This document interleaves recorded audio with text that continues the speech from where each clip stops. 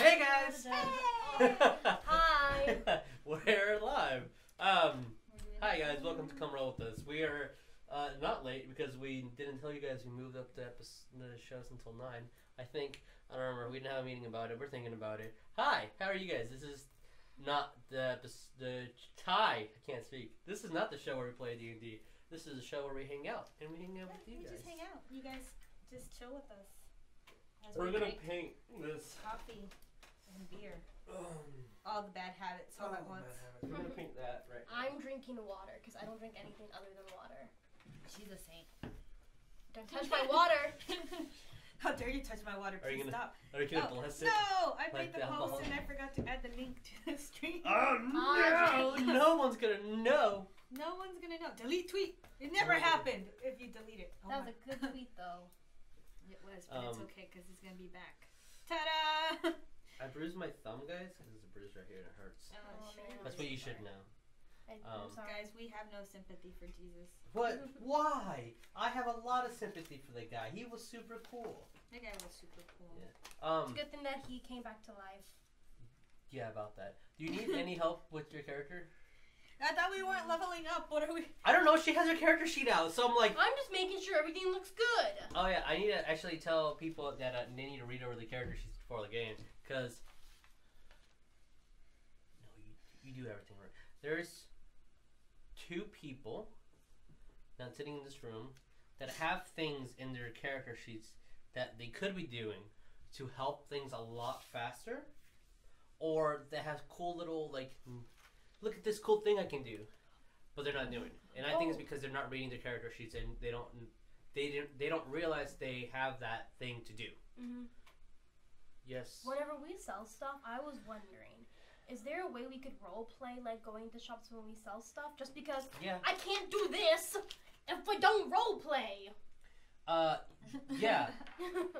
Well, I mean, if you heard what I said last time, we're gonna fast forward because we have a lot of things. Yeah. I was trying to haggle with you, Jesus, and you weren't letting me. I wanted 1 extra silver because I have 9 silvers, and it's been driving me crazy these past 2 sessions. So I'm like, just give me 3 pieces of gold plus 1 silver, please. Plus 1 silver. She's like, I don't need that even 1 care. silver. You just need I don't even care about the gold. Just give me a damn silver. Because I got 9 silvers. And it's been driving me crazy. But no, then I would have 71 gold, and that would drive me crazy too. Ah, jeez, I can't win. She can't be. You gotta give her even. That's the struggle, right? Like even in big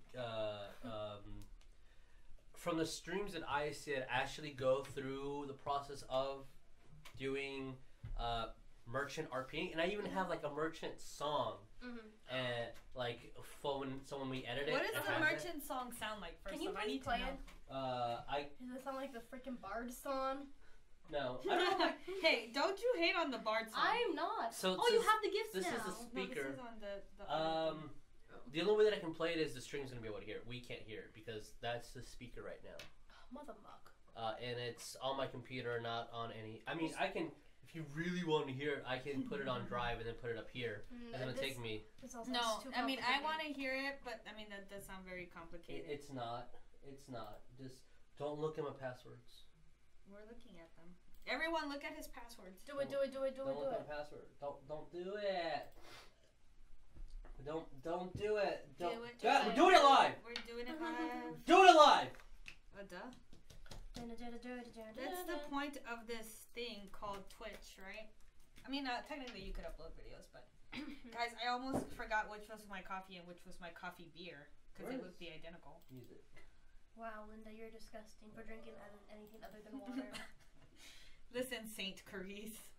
Not everyone is pure as you. I know, right? I need to open the stream. Is that Drake? No, that's Kim Kardashian. Oh, Kim Kardashian. She looked like Drake. You leave Drake alone. Oh, when he had the fluffy hair from the Migos trailer? Oh my gosh, I can't. I was like, yo, they just made Drake 20 times sexier. Isn't this super exciting? I wasn't even paying attention to what you were doing. That's I know, how that's what I'm saying, how excited I am. Who are you again? I always forget who Jesus is. Can I just like put the cloud in here? You should blow your nose. Yeah, can you not be disgusting? Thank you. We'll enjoy that. Thank you. Thank you very much. You're welcome. Thank you. You're welcome. You're cool. This one is a copyrighted, not copyright. Can I use it? Can I use the legality to this one on stream? Do it anyways. They'll just mute it out. Is anyone in the chat right now? But the Twitch algorithm is kind of dumb, so it probably won't even capture the fact that you're playing a song. That's supposed to be like our shopping music.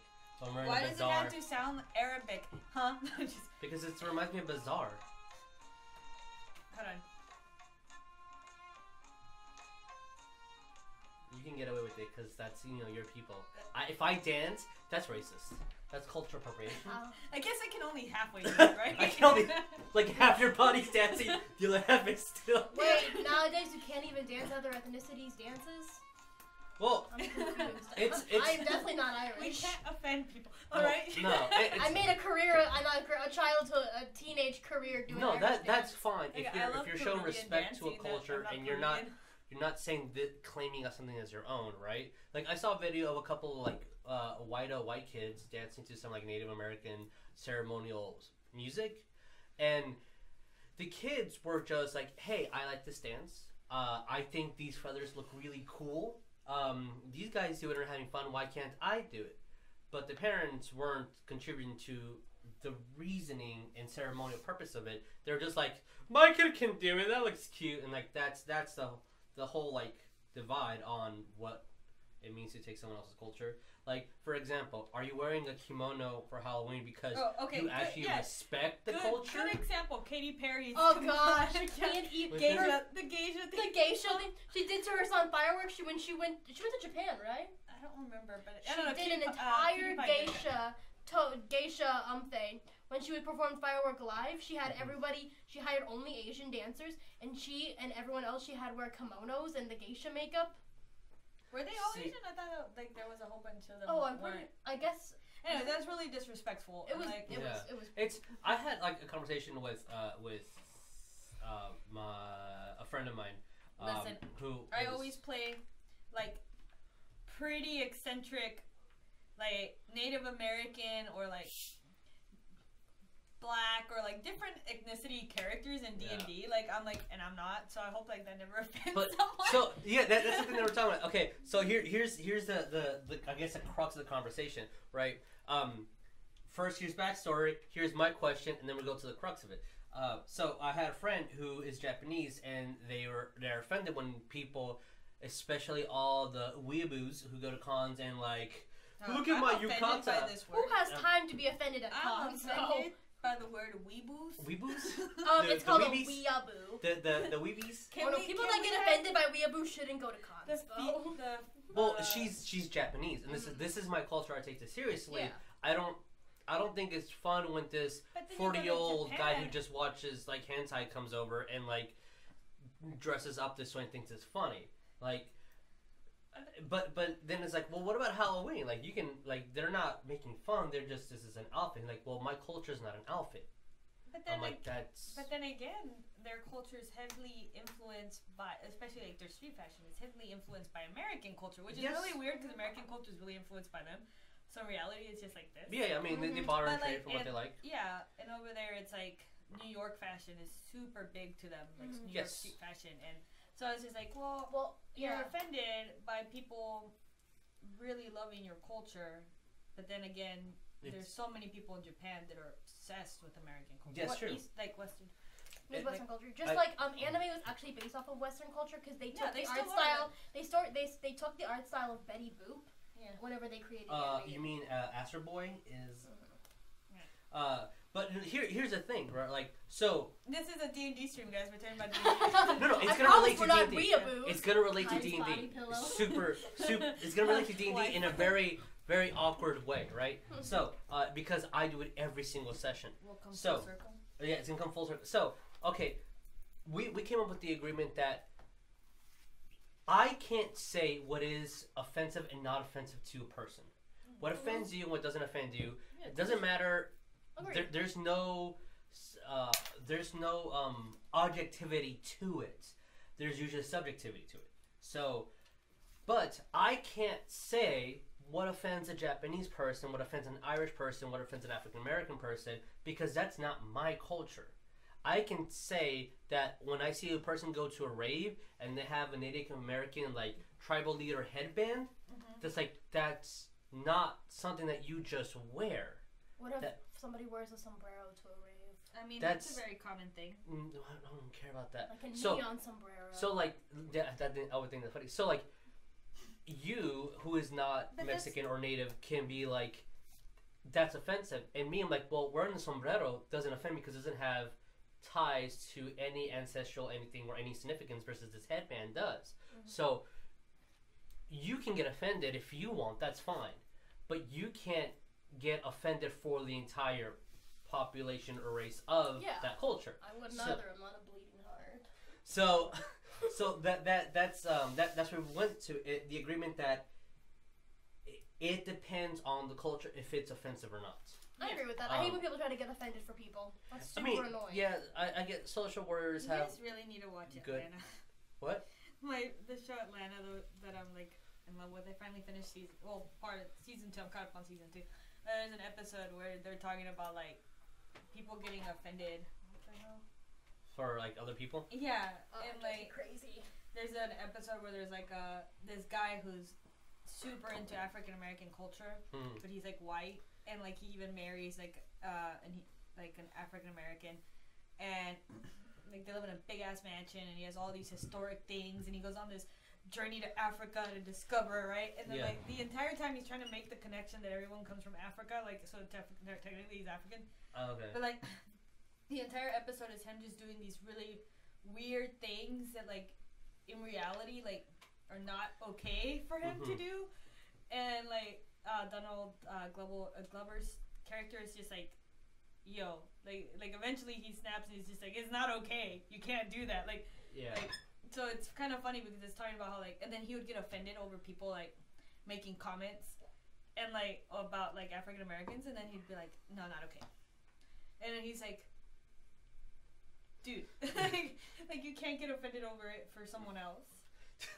To an extent, now if they use like a racial slur in front of me, I can get offended. Well, yeah, because that's you being negative and having intent of hurt to someone, right? Huh? I'm drawing a very horrible version of you. Oh, please do. I thought you were drawing a potato.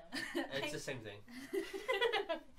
I mean, duh. So here's the way how it goes back to D&D. Voices, right? Yeah. Oh God, no. Not the voices. Geez. So, there's a whole segment of like, hey, how do I appropriately roleplay things?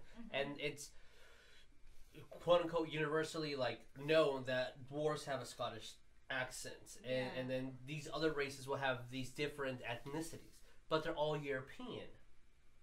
So I was saying to Linda, like, well, there's this tribe that eventually you guys will meet, like way later on in the game, who in the book are cultured after African tribes. Like they legitimately are. It's an African tribe. This is a legit conversation we had. So, if I have a African accent as a non-African person, would that be considered inappropriate?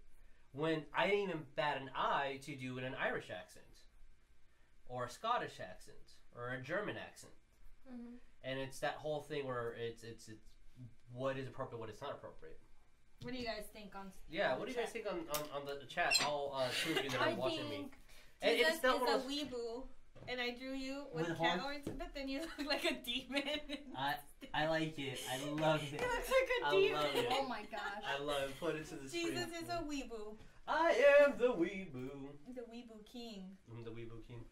But about that, I think as long as you're respectful. Oh yeah, it's not like I'm gonna make fun of them. It's just this is what they sound like. And then there's the whole thing where I was thinking about that, and I watched an episode of Game Grumps in like an old episode, like archive, and I was falling asleep and just played on my phone. Yeah. And it was like, Danny was like, "That's not what African people all sound like. They don't all sound like that." No, because and I was like, "That's so."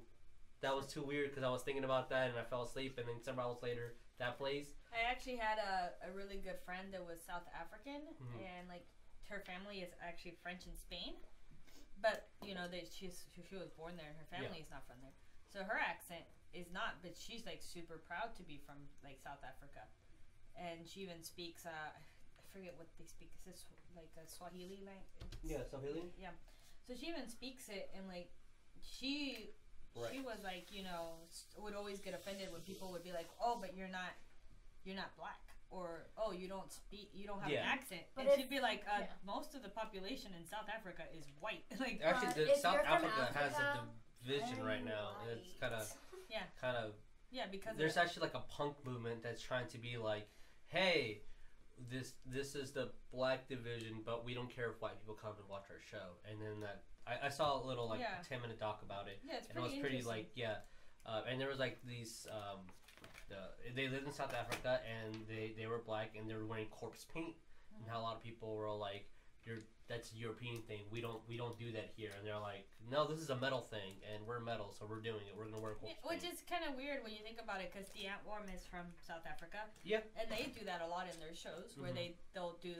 I think they can get away with it. But they'll use the people that they normally have doing corpse paint are black, like because they like mixing their culture, right? Yeah, so they'll have about several, embracing, which is that's why they're several of the times it's like it doesn't matter to them, and I think to them it's just like we're doing music and we're creating art and it doesn't matter.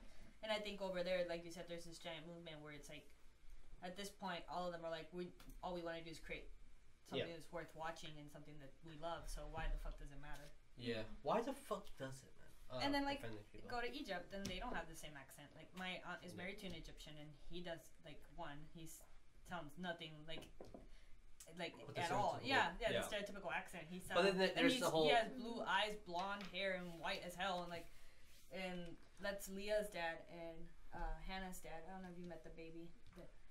They come over to my mom's house for my birthday. That's the little baby and Hannah's dad. Okay. So I'm like, this man is definitely not like your stereotypical like what you would think. But so then there's that whole thing that it's a stereotype for a reason. That's a whole argument. So should I sound like I'm Wakandan if I want to roleplay one of these? I'm not gonna say what race they are, like in D&D, but what these tribes people, like, would that be offensive if I try to imitate, Black Panther's accents? What do you guys think in the stream? Like that's a legitimate question, right? Is that not okay for me to do? Is it one of those things? Because no one will bat an eye when I do Scottish accents for a dwarf, because everyone does it. Everyone expects it. But then again, think about it like this: World of Warcraft. Yeah. With their Taurens, the Tauren have a very heavy African accent, kind of. Really? Okay. I mean, if we could play a clip, I'm pretty sure that's public domain, right? Chris, play a clip of Tauren. We're not saying it's our proper. We're making an example and we're trying to educate. Yeah, or the orc accent. Because I'm trying to think of. I was trying to what the orc accents are, and I looked at professionals. It's a heavy set, dumb British accent. Yeah, that's normally what they kind of. And then they just extend their jaw and they talk like this, and then they put more emphasis on it, and because they're professionals and I'm not. But it's that's when I saw professional voice actors do orcs, I never would imagine, because when I think of the British Isles, it's proper and it's elegant and fancy. But then think of the parts of the British Isles that are not elegant and fancy. When it's all the oys and we all talk like this. Or is that when you offensive? Get deep into the country of in England, when you go to the countryside, that they just Spanish culture, they speak really fast and they have a more thicker a thick accent. Yeah. So you're like, what are they? What is this? What is this? Miss Charis, the expert in everything Irish. British. Oh, there you say everything British. Oh, this is skin color. I don't want skin color. Why do you not want skin color? What do you have against skin color? Wow. I'm not being freaking all racist. Oh goodness. Yes, that is #all racist. I hate all skin colors. I hate all skin colors. What? What does that even mean? My halfling is very Spaniard inspired, very Spanish inspired. So, Charis is just dead inside when she plays. She's inspired by the dead. Yeah. Well, Lord of the Rings is the most universally. Yeah, the most universal, but when you actually look, there was like an entire thing that I watched once that was like, it is also one of the most racist things. Like, oh, really? Okay. Yeah, because their portrayal of certain like races in the movie are super racist. Okay. I once read something saying that. Is there a black elf in Lord of the Rings in the books? Well, no. Well, elves aren't pigmented black. No. Their pigmentation isn't that color. And also, I think hobbits' pigmentation, in the book, is tan. Yeah. And they got good old white boys to play it, which is whatever, I guess. Not saying that they didn't do a fantastic job playing them. No, they did. They did a fantastic job. I met Mr. What's his face, and he was wonderful, and he was a good guy. Ewan McGregor. No. No. Mr. Not. Tony Shalhoub. Guys, I really wanted beef jerky, and I realized I didn't buy any. You didn't buy any? Whoa, what is wrong with you? Go to the store, Jesus. We'll take it from here. Okay, bye. I don't know what to do with my life right now. How are you not? What? I'm legit sad. What? Is it too watered down? What is this? Why are you not painting? Oh my god. Because it's plastic. Yeah, but I need to paint it. You could What are you doing? I need to paint it. You're not doing anything. I need to paint it. I need to paint it. Chris, you lose 50 XP. What'd you say? Reduce 50 XP. Plus 50 XP. Thank you. Is that enough for me to level up yet? No. I kind of want to take one and paint it, and then watch it actually get painted, and it won't. It's because you didn't prime it. There's no primer to it. I don't prime the metal ones. That's because it's metal and this is plastic. Like I said, I didn't prime the metal ones. Who are you talking to? Myself. He's just screaming at us. This is how I treat my friends. You're doing nothing at all. I'm taking paint off, actually. Is that what you're trying to do? Yeah. Okay, Jesus. Like right now it is.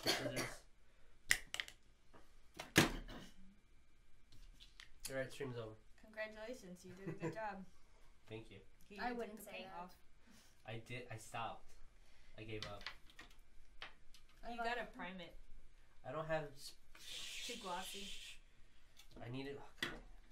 Just spray paint it pink, and then we can paint over it. Okay. That's technically prime.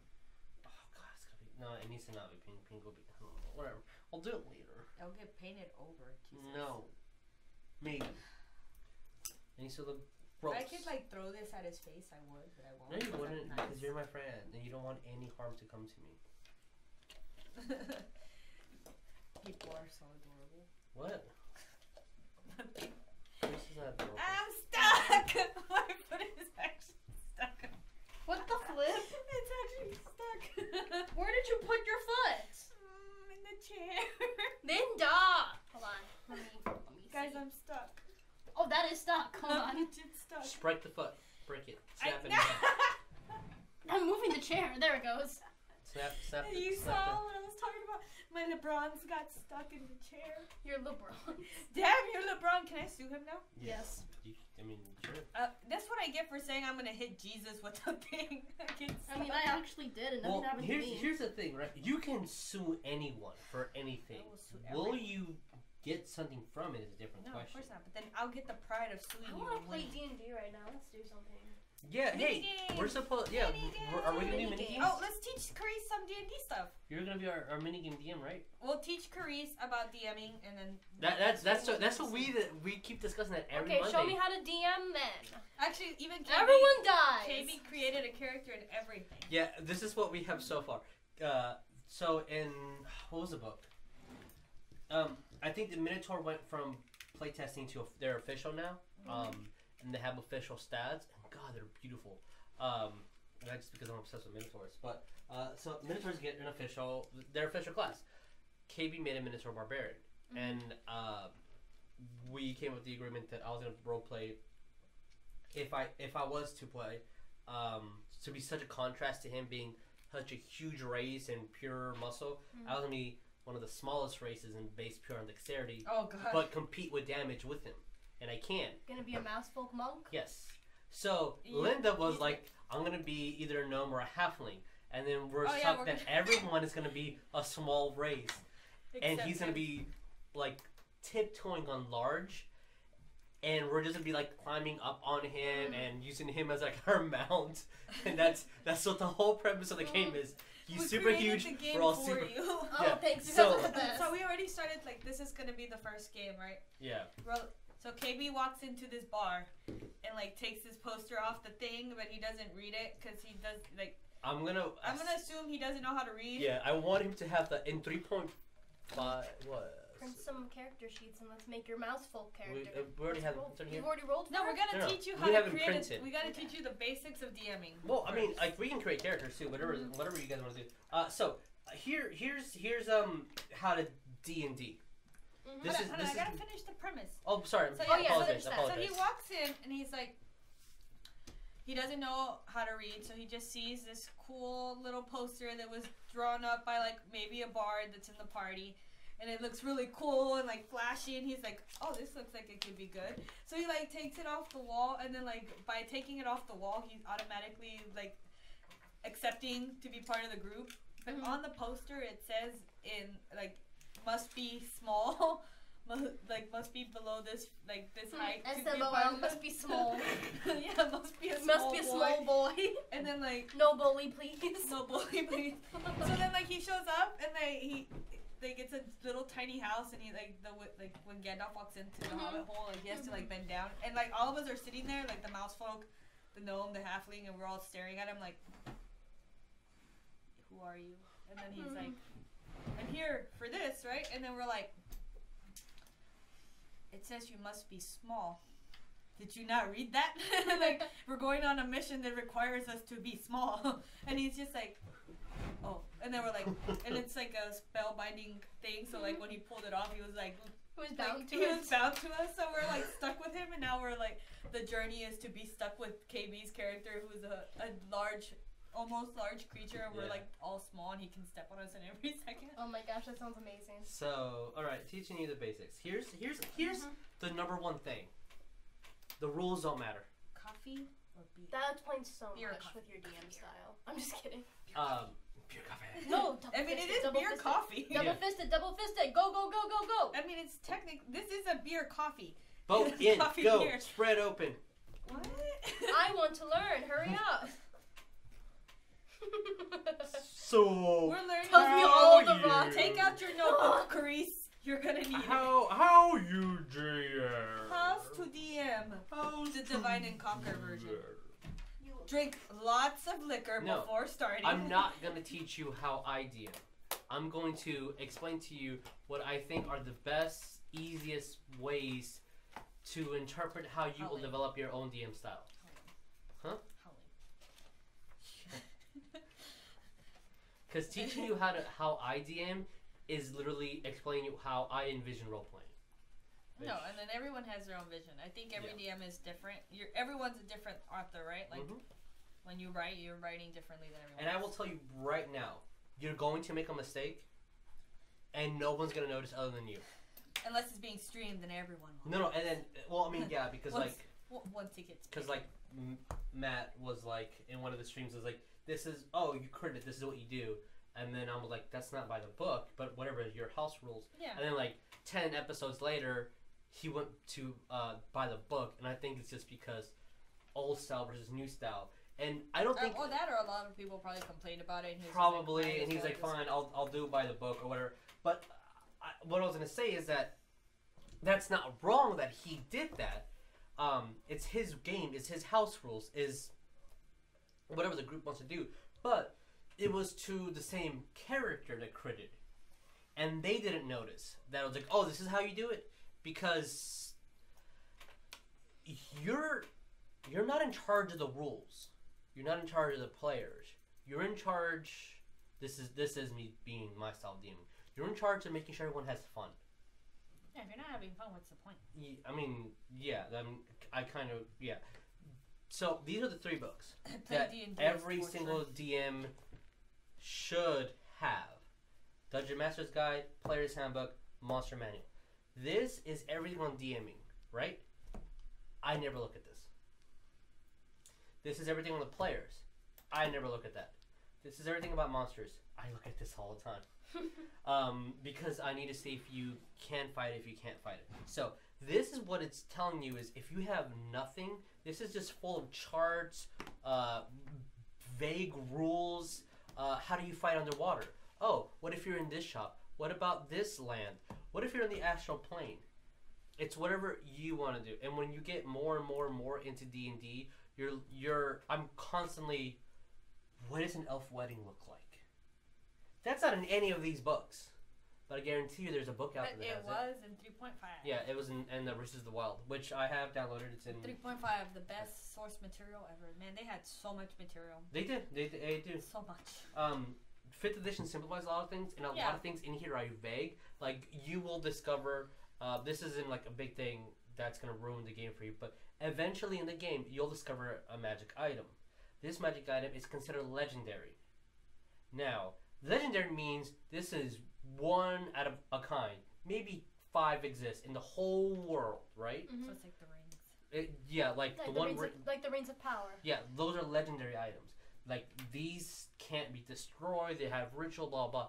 But I'm gonna make it a way that is not a legendary item. It's gonna have the same properties, but not the same game-ending rule breaks, because that's the power of the DM.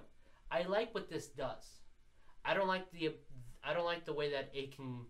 Let's say here you get a gem. This gem lets you see secret walls. That's cool. I want them to have this magic item because I have a plot that revolves a lot of secret doors, and this is going to help the party. Mm-hmm. And then you keep reading. It says it also has the ability to steal your soul if you roll a 1 on it. I don't like that. We're going to ignore that part. Okay. So you get to do whatever you want. It's your game. Now, I will say, word of advice, if you have your own world, like a mini game like what we're doing, where it's just, fuck it, let's just have fun, where I'm not going to have a huge backstory, he's not going to have a huge backstory, it doesn't matter. But I would feel so bad if I was DMing and you wrote 6 pages worth of backstory, I never read it, I never used it. That I, as a player, I'd be like, dude, I spent a lot of time on this, and like, you're never using it. And then as DM, because I have a conscience and, you know, I'm fucking touchy-feely all the time, I feel bad that you did all that work and I'm not even using it. Mm-hmm. So when I make my game, I have beginning, middle, end as a campaign. If it just one-shot, so we're going to go to a bar, hey, I found this weird, cool puzzle online, let's roleplay it. I found this cool dungeon online, let's roleplay it. That's completely different. But like when you're structuring a game, a campaign, I structure beginning, middle, end. I have what the game revolves around. Then I get it everyone's story. That's why I had a time limit. By the second session, if I don't have your backstory, that's it. Time's over. But then if you give it to me later, whatever, I'm gonna use it anyway. Then I get those, and I spend a month or so reading it, structuring it. How can I warp your story into my world? And now my world is also your world. Mm-hmm. Okay, so I'm gonna explain what the books are. This one. The Dungeon Master's Guide, right? This literally just like every book, it has the beginning, explains everything, right? So it's broken up into, this is how to build a dungeon. These are this book you'll probably use more than this one. So it'll be this one for rules, this one for XP, and this one for fluff. This is fluff. All this is. It has poisons, diseases. You'll encounter combat. Like this goes over so much detail that a rules lawyer, metagaming, all this. AKA Nick. This is where the book comes from. These are where all the little small details that players are like, oh wow, like that little detail that you look 3 hours to find to say this crystal shines blue with a sparkle of red, and the player is like, oh, that's what I'm envisioning right now, and it took you 3 hours to research it. That comes from this book. Mm-hmm. Or when you describe that and no one cares about it, and you're like, oh, I looked it up for 3 hours and no one cares about it. So that's what this book is. It goes over. I'm not going to explain everything because obviously it's way too much. So the planes, which plane of existence do you live in? Are we in heaven? Are we in hell? The plane of fire elemental. We're in the material plane where everything is matter. Everything touches, has physical form. We're not a thought. Right, so we're in the material plane. You're not. We both look at each other. Where are you? I was thinking to play those forms, but whatever. So everything in here that is important is in here. I summed up what you really need to like. Well, half of this is actually player notes.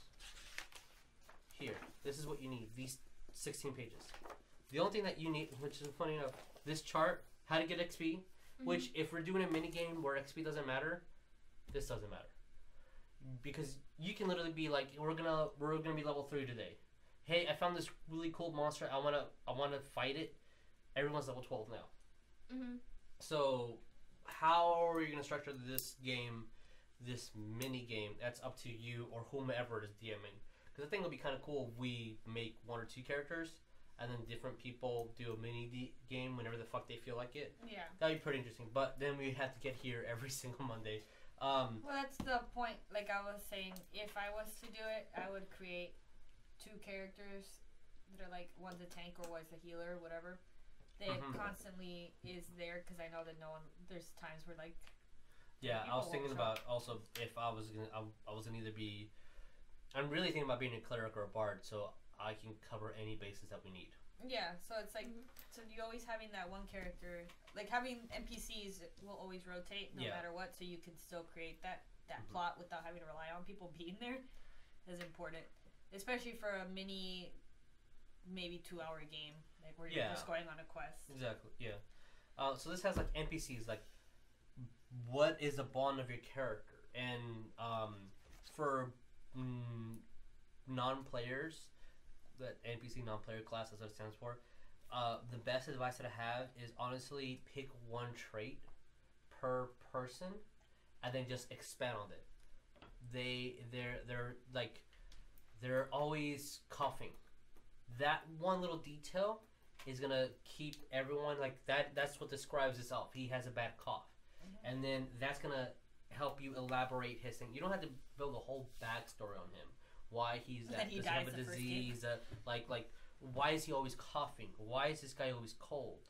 Like you don't have to go to just he is coughing. He is cold. Your NPC, you mean? Yeah, because you're going to have 100 NPCs that you're gonna roleplay, and you're not even gonna think about half of them, and 80% of them are gonna be one time and they disappear. So why spend hours and hours and hours building a backstory just in case it asks?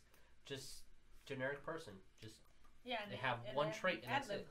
Yeah, and everything else is just role playing. Magic items.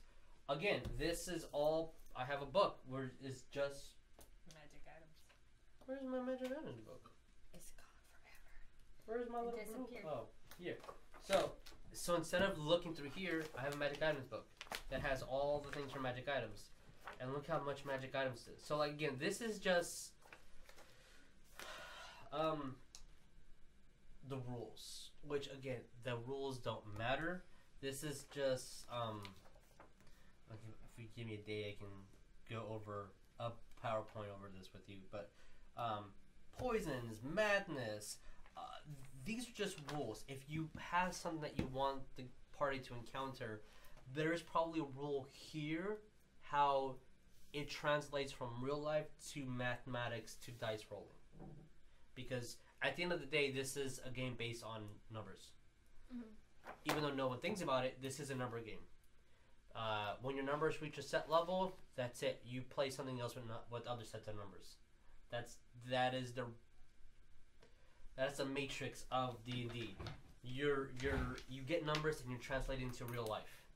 And then when those numbers go to a specific negative number, you take those numbers, throw them away, put a new set of numbers in front of you, and then role play what these numbers mean in real life. So like the Matrix, right? Like a computer algorithm. I don't know what the Matrix is. Are you talking about the movie?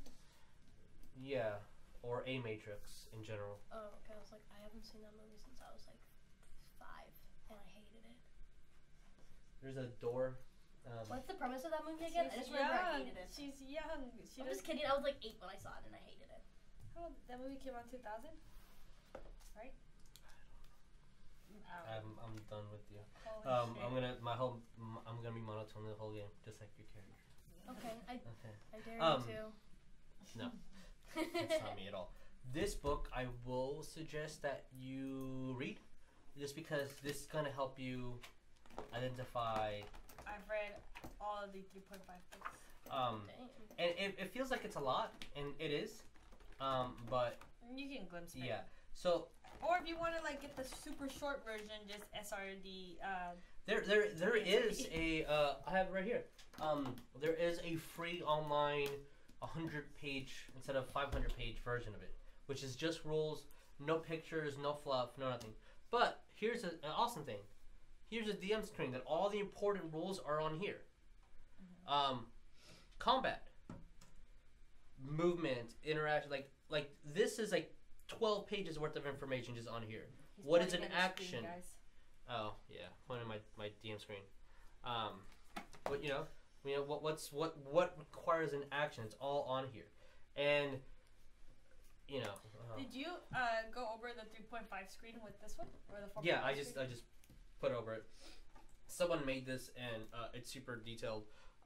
Skills. This is so every single skill boils down to this small chart. Trivial things are 5. Easy 10, moderate 15, hard, very hard, impossible is 30. So like, you know, you don't need to read any of the books. All the information is here. And at the same time, if you are going to DM, you have me and Coleton there to be like, and Linda, just because you don't know the mechanics of 5th edition, so I didn't mention your name first. Yeah. But all the... I want Coleton to DM a game. That'd be fun. I want him to, and then I don't want it to be revolved around politics and princesses. It would definitely be around politics and no. princesses. We're going over his backstory. He's a fucking prince. That's what he's writing, without saying I'm a prince. He is a prince. Of course. Have you seen this man? He is a romantic. To roleplay something different. Because everything he's telling me, every character he's ever roleplayed is a prince, except for one time he roleplayed with dwarf and died in that same day that he played it. He roleplayed a chick rogue one time, and she was like a Robin Hood. Yeah, that's true. Yeah, that is true. And he only stole from the rich, so he was still honorable. He's still a he only prince. Stole, and not even the rich. Not even the rich, because he doesn't believe in that. He stole from the people who got rich illegally, not the people who honestly are rich. I want to play in that campaign with him, and then play a character that is like gets rich illegally. Yeah. So that's. This goes over everything, which you probably know about 30% of this book already just by being a player. What is a saving throw? This goes over what battle mechanics are, all that stuff. If it's mini games, you really don't need to know all that. You don't need to know any of it. You can literally just pick a monster and we fight it. We can just role play something. That's fine. Well, we could have like D&D LARP, just like not LARPing, well D&D role playing games where all we do is just talk about. Roleplay things. For monsters, something that does matter for you is a challenge rating, and it's actually vague too. It doesn't really matter because like every time I give you guys a challenge rating, I had to up it because you guys are slightly more powerful than what the book is intending already. Yeah, because we're OD. Yeah, because you guys are cool. So challenge rating 20 usually means a party of level 20s fight this thing. Challenge rating 5, a party of 5. Everyone being level 5 usually fights this thing. But if you have a party of all paladins that all know they're going to fight this creature, they're going to kill it easily because that's his weakness, paladins, and they all know what they're going to fight.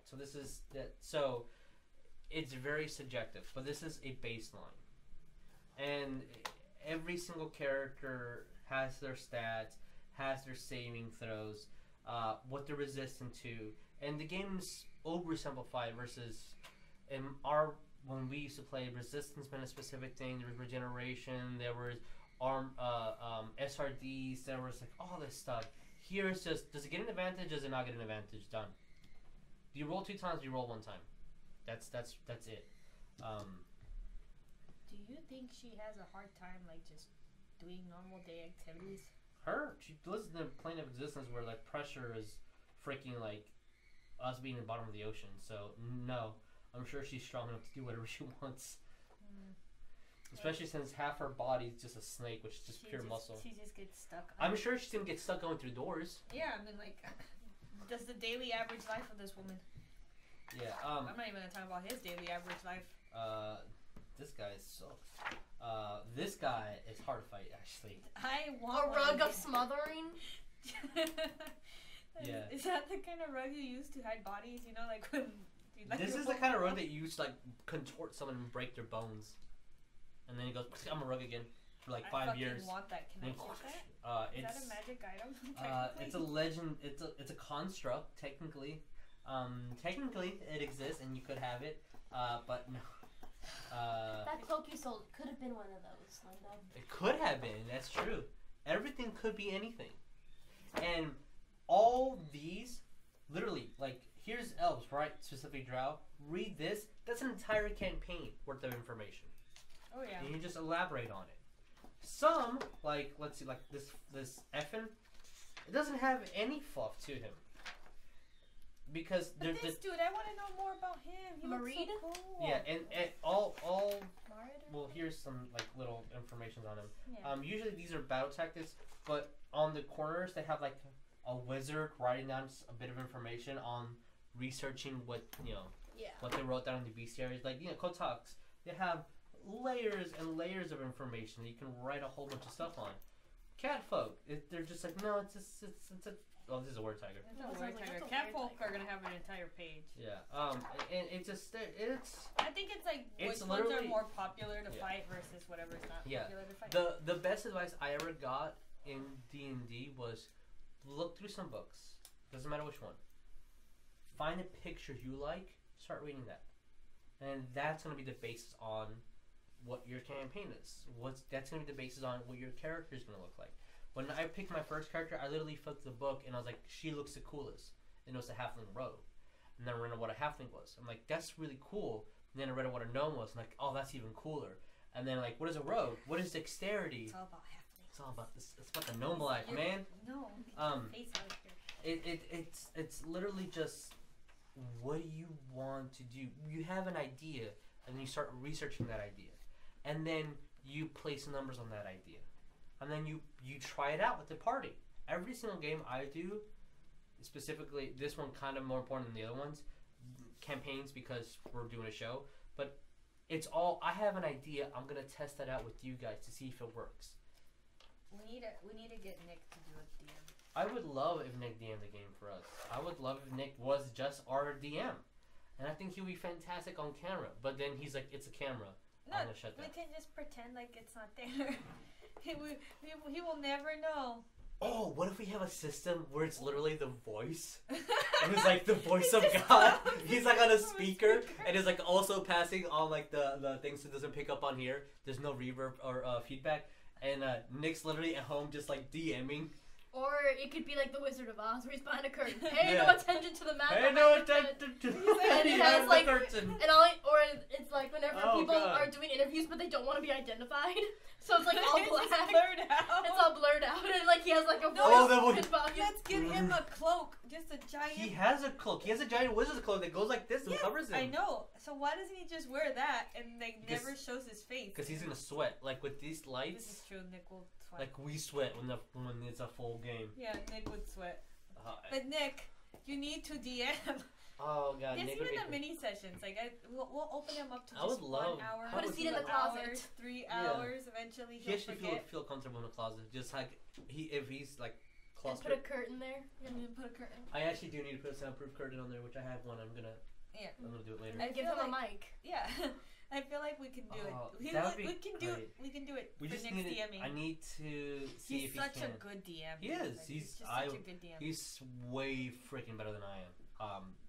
His voices are good. Yeah, he's funny. Some of my favorite mini games have been with him. Like I'm talking about like mini improv D&D games have been with him. I have this thing where like the second that I feel that I did something wrong, like I let that affect me. But Nick just goes into it, and he's just like, I don't care whatever I look like and sound like, because it's with my friends. But then you're like, other people are watching, it's like, oh fuck, shut down. No, that's why you don't pay attention to it. Yeah. Like, I mean, when we're playing D&D, you don't notice it. I notice it because I like to talk to the chat. I don't know. And then again, it's one of those things where like I notice it as a DM, but no one else does. And every time that I make a mistake and like twist it, it's like no one noticed. No one noticed it, and when I'm thinking about it, like that's actually not what I meant, but what you said is way better, so we're gonna go with that. And it's like, and Improv. It's improvisation. You are building a story with everybody else. That is what a dungeon master is for. And I'm sure there's like someone who researched, and if you give me a week, I can like build a PowerPoint where like this is specifically the page you need to look at. This is specifically the rules that you need to know. This other information, this is only for this situation. You don't need it. This is how you best use this book. This is how you best use this book. This is how best use this book. But honestly, and this is one of those things like, how do I become a YouTuber? Just make a video what you like, and then just make it consistent. No, that's actually not how you become a good YouTuber. There's specific things that work. There's specific algorithms that work. There's specific timing that works. How you edit, what cameras you use, how. There's a formula how you can become successful, and there's a formula how you can just do it for fun. And then there's the outliers that are like, well, this guy did it and he's successful and he doesn't use anything. That's an outlier. That's not how it really works in the end of the day. At the end of the day, there is an algorithm. There is a way how you can use these books to maximize the fun out of it, and how you can use a formula to always get what you want and the results that you need, and always make everybody happy, and then have a structured game all the time. But the way how you're gonna find that is honestly, you just have to read something and then let that unfold, and it's gonna avalanche into.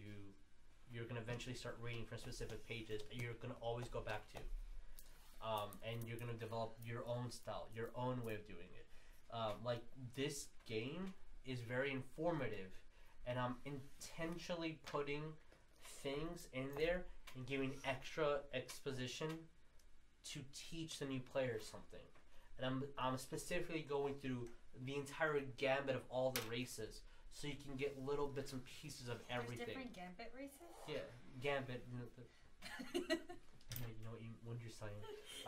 Like, you're going to eventually meet someone who is going to just give you answers, because there's just so much. What world are you using? This is why I use the Inner Sea, because literally it has so much information.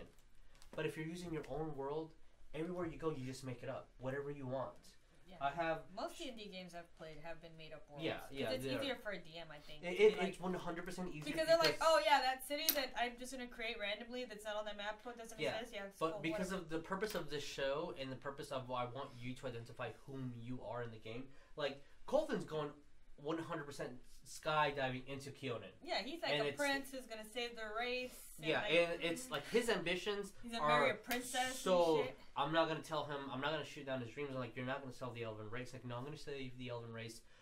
Girl, you need to be like a god to do that, because there's a demon in your forest who has not died, and he ain't gonna die. Jesus has no intention to kill this demon in the forest. Wait, there's a demon in the forest? Yeah, in Coleton. It's actually in the story. If you read it, there's like an arch prince of hell who's in that forest and is trapped in there, and Do the elves know he's there? Oh yeah, they do. They've been fighting him for a millennia. Oh, okay. They can't kill it because it's a fucking arch demon.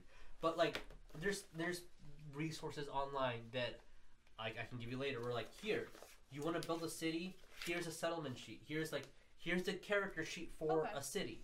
Are we gonna actually fight this demon now? I'm kind of stressed out. I was like, I am not about to fight this demon. You're not gonna encounter it. Our characters will die. Here's the thing also, and like when I was playing Star Wars Saga, that's the D20 game for Star Wars. My first question to the DM was, hey, are we ever gonna meet Darth Vader? And he's like, no. Why would you ever meet Vader? Like, cause it's Star Wars. I want to meet Vader. Like, well, you guys are all like, do you guys want to be evil? Like, no, like, we want to, save the universe and blah, blah, hero stuff. Like, we all agreed on that. And he's like, then why do you want to meet Vader?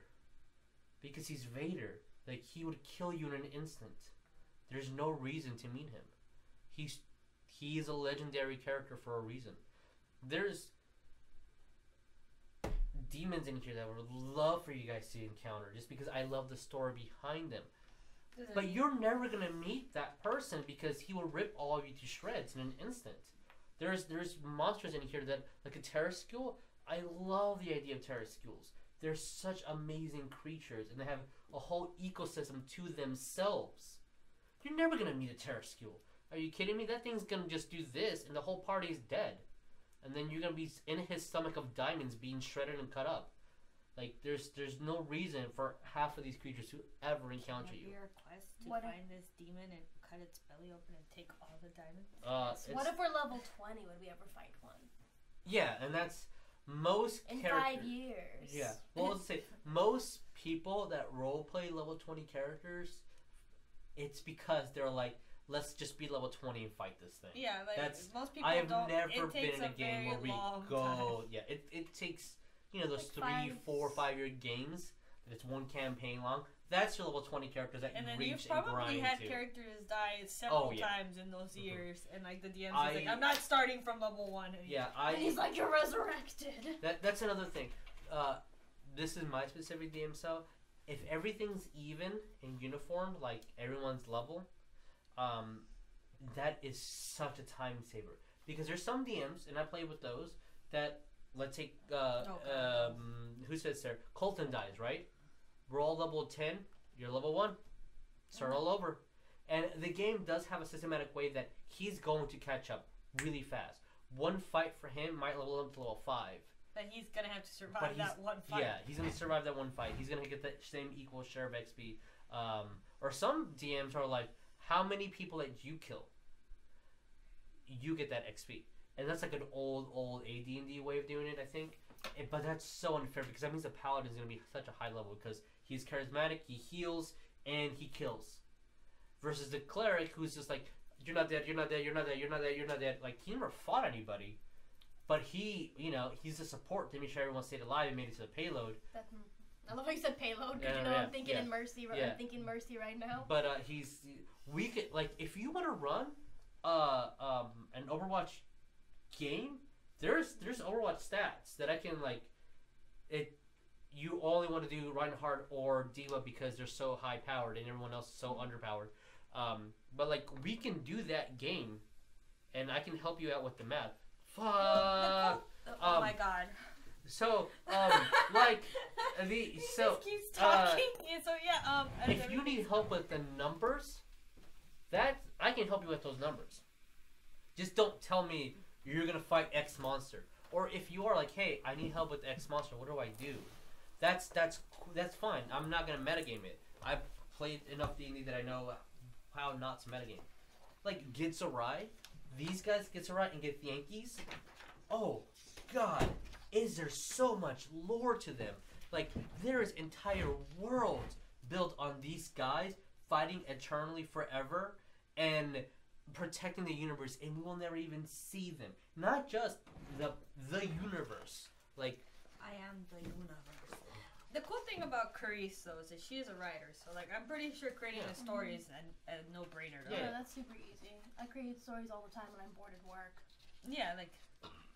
Then D&D sounds like the perfect game for your creative outlet. Like my childhood best friend Kayla is probably one of the best DMs I've ever played with, and she started off as a player. I asked her to play in this game, and she said no.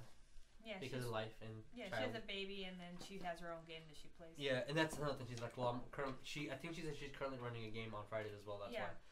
I think her game has been going on for like a total of like 6 years now. Dang, that's awesome. Yeah, her characters are like really. And that's and they started at level 1, but she started off playing D&D, and when she actually first started playing D&D, she didn't care for D&D that much. She was like, it's interesting, and then she got really into it. Like when she started actually reading the books, she fell in love with like the mechanics of it, and created a world. All the legally purchased PDF files are on the Google Drive. So like you have access to everything that I own for D&D. We have a digital online access to it. Like you can, anyone has all the tools I have, and literally the tools are just read something you like. Let's say you like the way this dude looks. Read on his backstory. Go online, just type in the character's name, and then read the first 3-4 links, and then let your mind wander, and then you build a game off of that. I have the, I think the the the 3.5 version. I have the Dungeon Master Guide in my bathroom. So like when I take bubble baths. Dang, I thought you were about to say take a shit. When I take a shit, I read D&D. You want to get real? Like, is she about to go We're there? gonna get real. And then you were like super feminine bubble baths. Oh. No, I literally mean bubble baths. I have a little board, so like I'll like fill up the tub with water, and then like I have a little board that goes across, and I'll sit there and I'll just read it like while I'm taking a nice bubble bath, and like you've learned so much because all it is stat changes in 5th edition really. Yeah. So it's like, oh, I like this race 5th edition. I can easily create. And there's conversions online. Yeah, so it's just like, but it's interesting because like when you're doing just something at home that's like you're bored or you're like, oh, that'd be, I'm kind of interested to know how these people or how that race that we encountered in the game would live or act. You can read it. It's like this version of how we're playing D&D is gonna feel a little bit more. Shut up, Miko. No one cares. I care what Miko has to say. He's only here for one reason and one reason it's only, me, and it's Jesus. Definitely. Don't steal my man. I see that. We see them snappy chats. The snappy chats. It's all yours, man. I know. Have you seen his Twitter photo? No. Oh my gosh. So, yeah. I don't get on Twitter, so oh my god.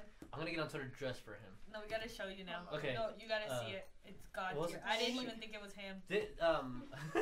This style of gaming, specifically of D&D, it's a little bit different than how I would say most people play D&D. One, because we have the grid, and that's very tactful. So like placement matters, all that stuff. It's not abstract, and most D&D is abstract. The second thing that's different is because we're doing a show, we can't have dead.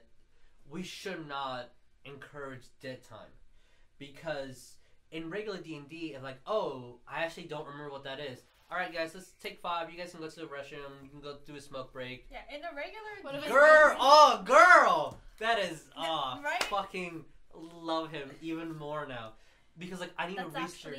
That's actually him. Of course it is. He's gorgeous. Because like I need to research what this item does, what this race does. Oh, I forgot to read on. Is poison? Does it do this? Does it affect your constitution that way? Well, like when I'm doing here, not half the time. I would say like. There's been 2 or 3 times where I'm like, I need to think about it and make this rule slightly on the spot because I actually don't know and I don't want to pause a game to research this. So I could be like, all right, give me 5, but then you guys have to entertain the crowd, and that's fine. And you guys have done that. Yeah. But it's different when it's this style of DMing, because casual D&D. Hey guys, we're gonna take 15 and regular D&D is very interesting. Like it's way different. Yeah, because I've been dreading world-breaking things. Because there's been some times where like I play D&D and a player does something so like, gosh dang it, that I'm like, I need to stop, think about your actions, and then come back to, because that's like a player decided to get the hand of Vecna and throw it to an eternal flame, which is like literally the hand of a god. Which is the god of secrets, and this can is like a major artifact in the world, and decided to throw it in a flame that the properties of the flame says it destroys everything. What am I gonna do now? Because they just did that in a second. I'm like, wait, pause. I didn't think about these actions. Yeah, there's gonna be moments like that in this so like, if that happens, it's one of the things like, don't stress about it because of the format of this show. If you need 5 to think about something and read it, I would prefer that you are confident in what you're doing and not struggling and stumbling over your words, and we can just talk to the audience. Because that's the other version. That, in the back of my mind, I'm always like, this is a show. Fun first, show second, obviously, but this is a show. I have to come prepared. That's why half the board's already pre-drawn.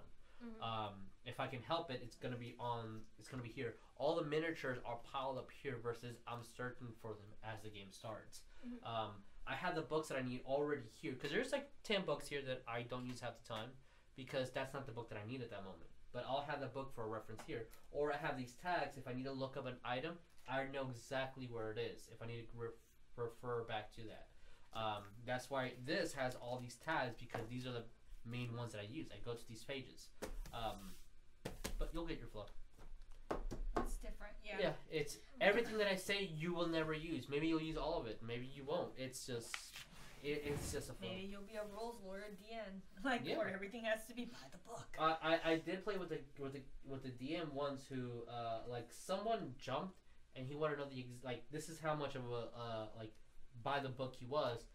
I rolled this number. He did math for about 5-6 minutes, which was boring to us, but to him it was what he needed to do to say, did I jump 16 feet, 17 feet? How far did I actually jump? How much are you carrying? How much? Yeah.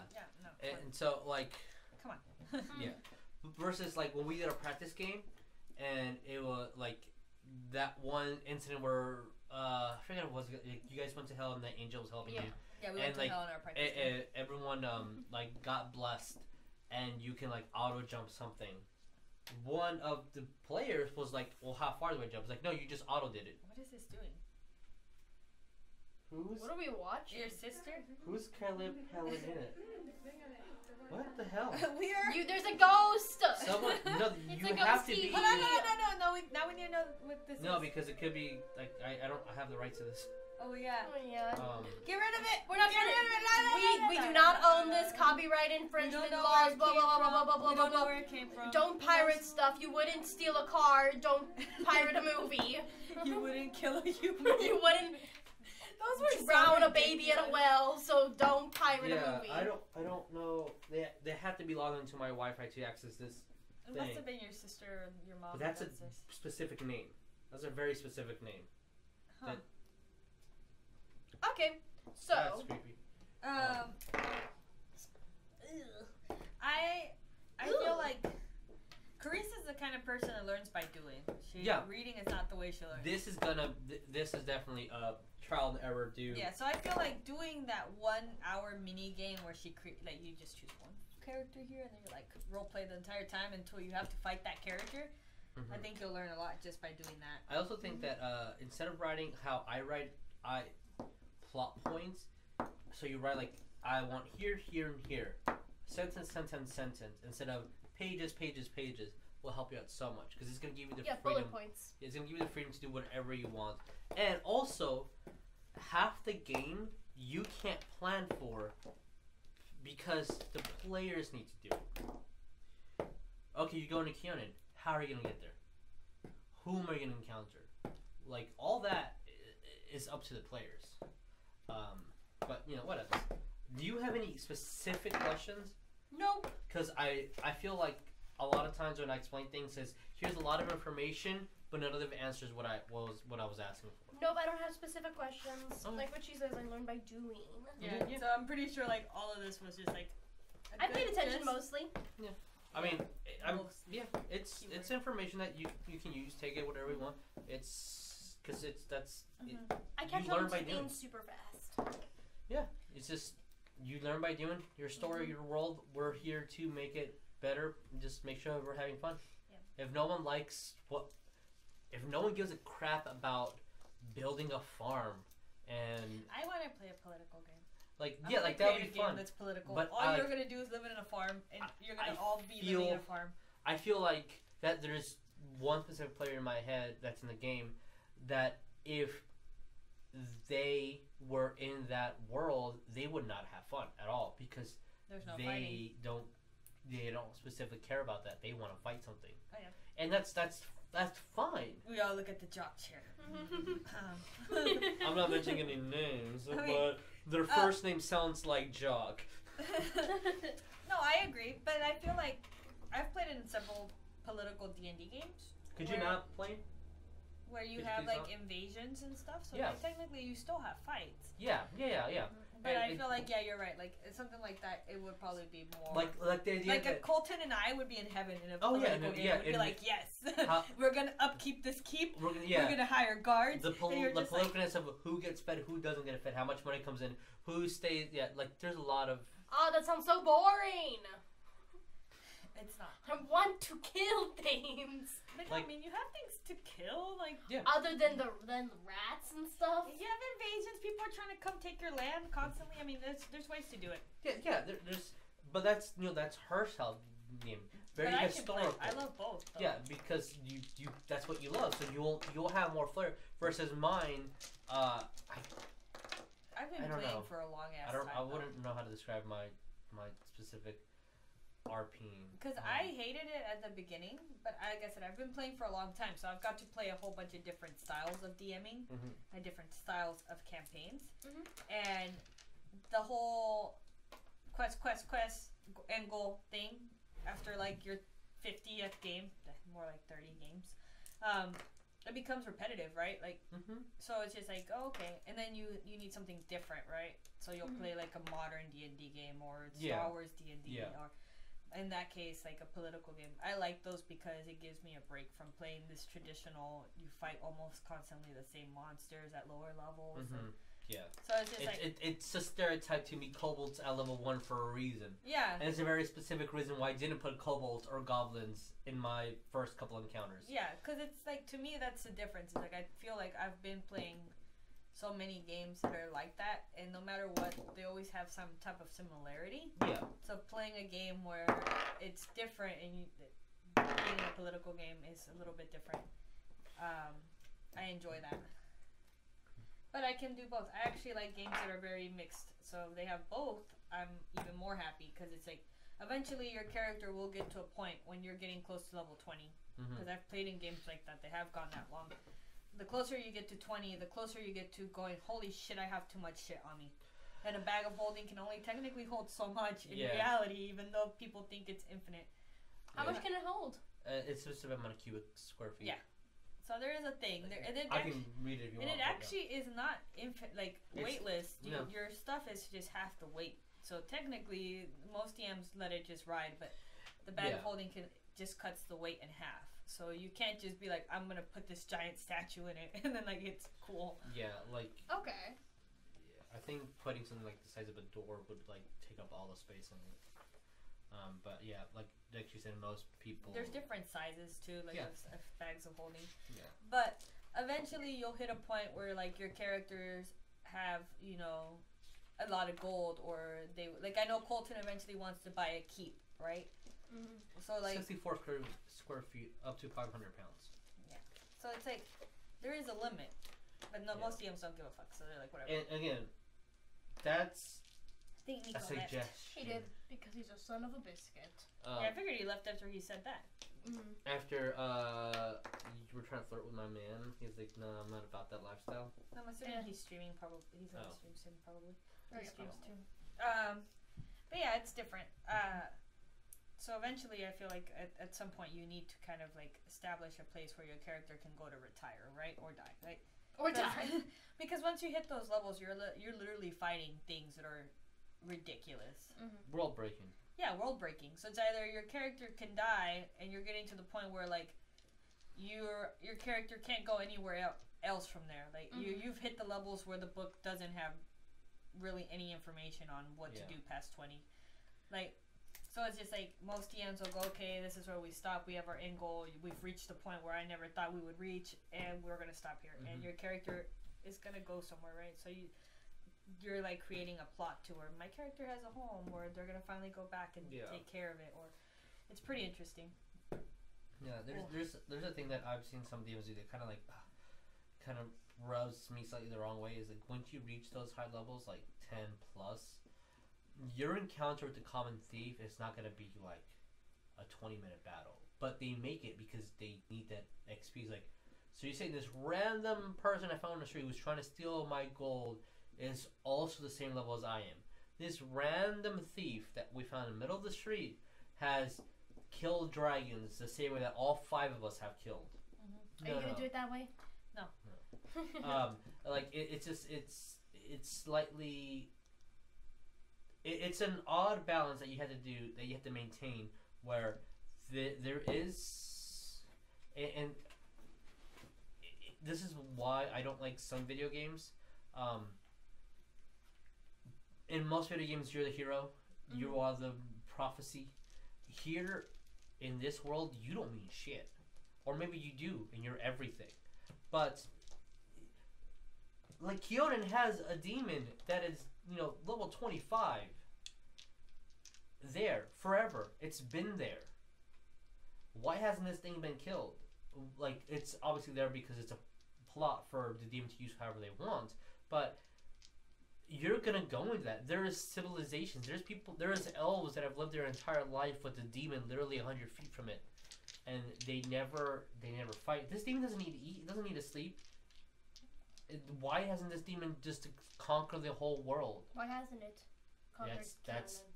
That's up to the DM. Oh, I see. And so what I was trying to explain is like when you're level 1, and when you're level 10, when you're level 20, it's when you're each of these levels, there are also people that are also those levels out there.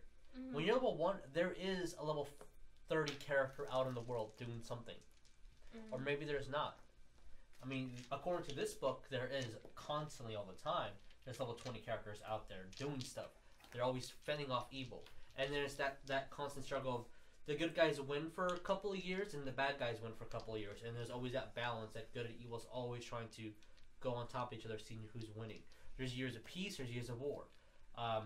Where do you fit into this mix? I don't know. I like the idea of like World of Warcraft where you have to fight like level 30.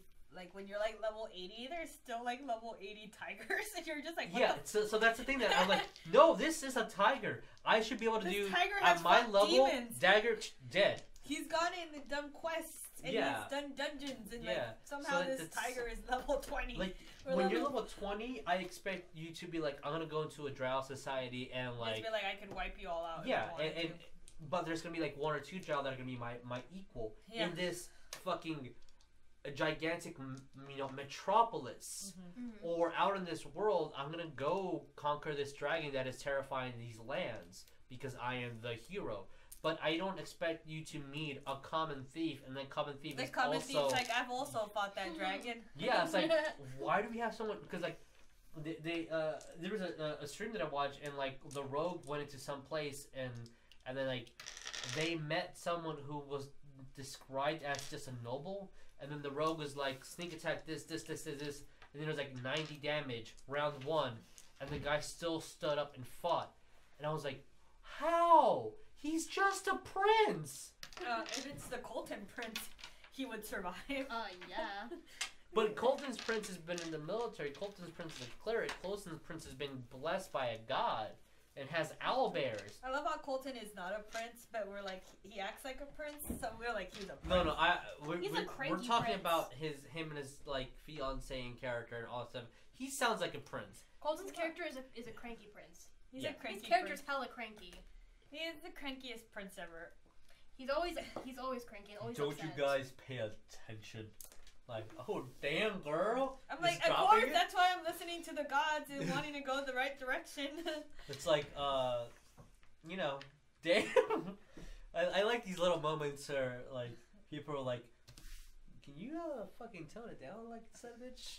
But or whenever I'm super sarcastic to Coleton, Coleton was like, my character is not in the mood. I can't wait until like. My thought when he said that was like, when is he in the mood? When is he in the mood? I know, right? He is never. But he's role playing his character so great. Yeah, he's role playing his character perfectly because he's that princely character. I want to make a character that is part of his Elven Kingdom next, like. And then she's just gonna be like royalty too, but she's gonna be completely opposite of and like she's that. Like, oh, that guy. She's gonna be nerd. very progressive and be like, I want all the humans and all the like halflings and gnomes to join us in our kingdom. Let's take down this wall. Like, Coleton's like this old man, like, no, I worked really hard for that. I worked really hard for that wall. It has a red hat. Oh my god. A red pointy hat crown.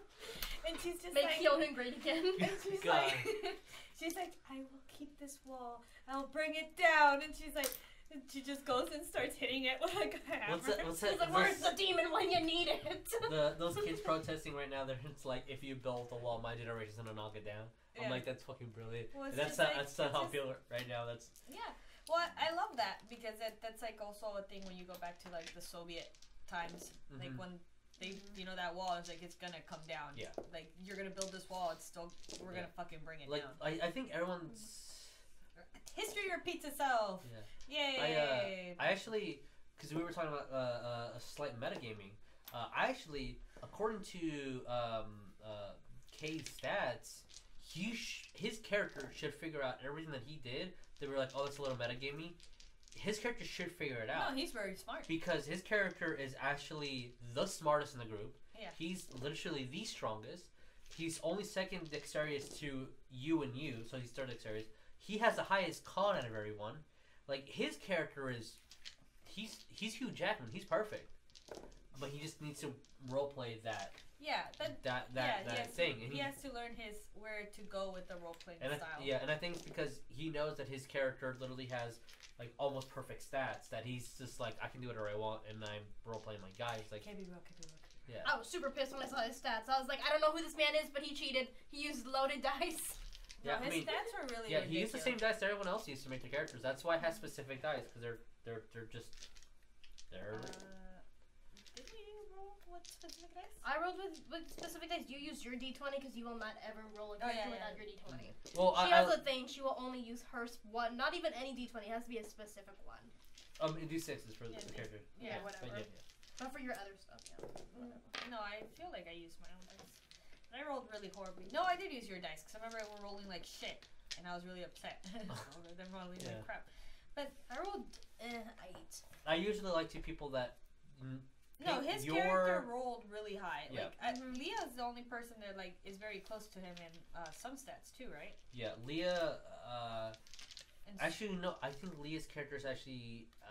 There was a way how me and Nick we were trying to like slightly cheat the system where you add up all your pluses and all your minuses, and then you get a score, and then it determines how powerful you are.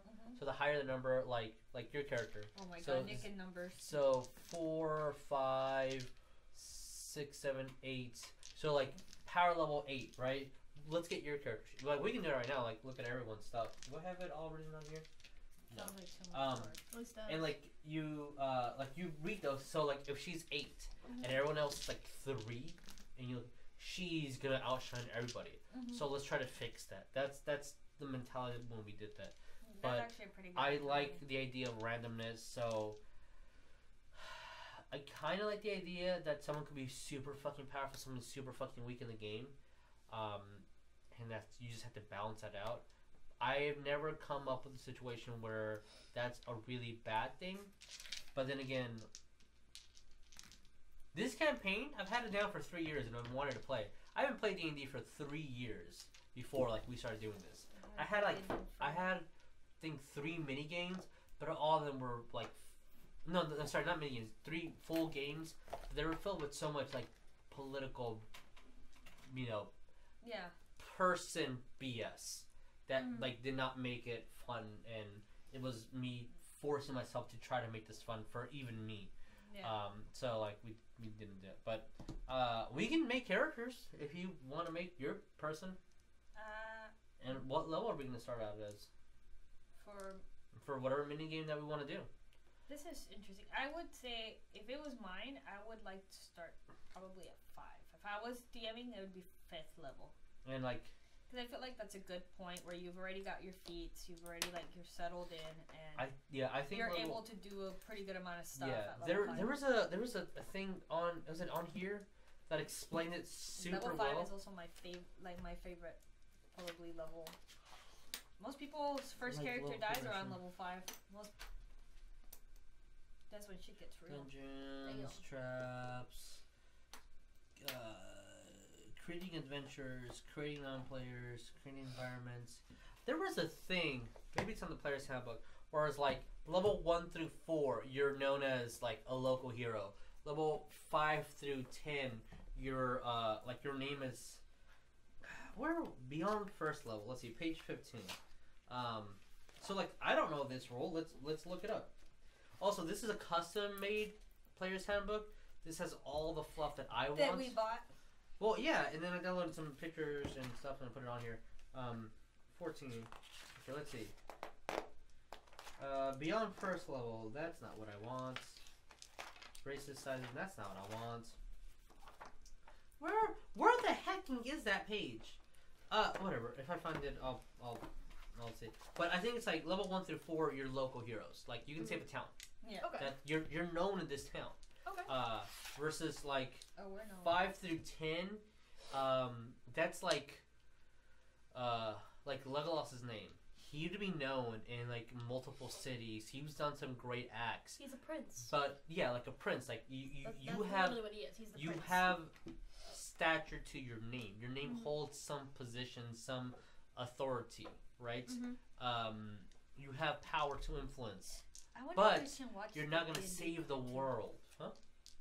Can we watch the Hobbit cartoon? Is that like public domain now? Fucking I don't know. It's such horrible I seizures. know, but it's public. I think I'm pretty sure it's public domain now. Have you not seen the? I've seen it. It's so bad. There's I've seen the Hobbit cartoon, and I've seen the Lord of the Rings cartoon. Where like Bilbo goes and he's like running and scared, and it looks like he's having a fucking seizure. And they made him a ginger. Yeah, about the. Wasn't there a D&D cartoon too? Yeah, there is a D&D cartoon. It's pretty bad as well. Yeah, I liked the idea of it because like every single person had one magic item that defined who they were, and it was like the rogue only had a cloak, so she couldn't do a lot of damage, but she was always the sneaky one. The only one who did any damage was probably like the barbarian. He was like a little 5-year-old kid with a club. And I thought that was, I don't know, I like the idea of that. Is there an invisibility cloak in this game? She's gonna go Harry Potter on us. Yeah, I'm sure there is. Cloak of invisibility?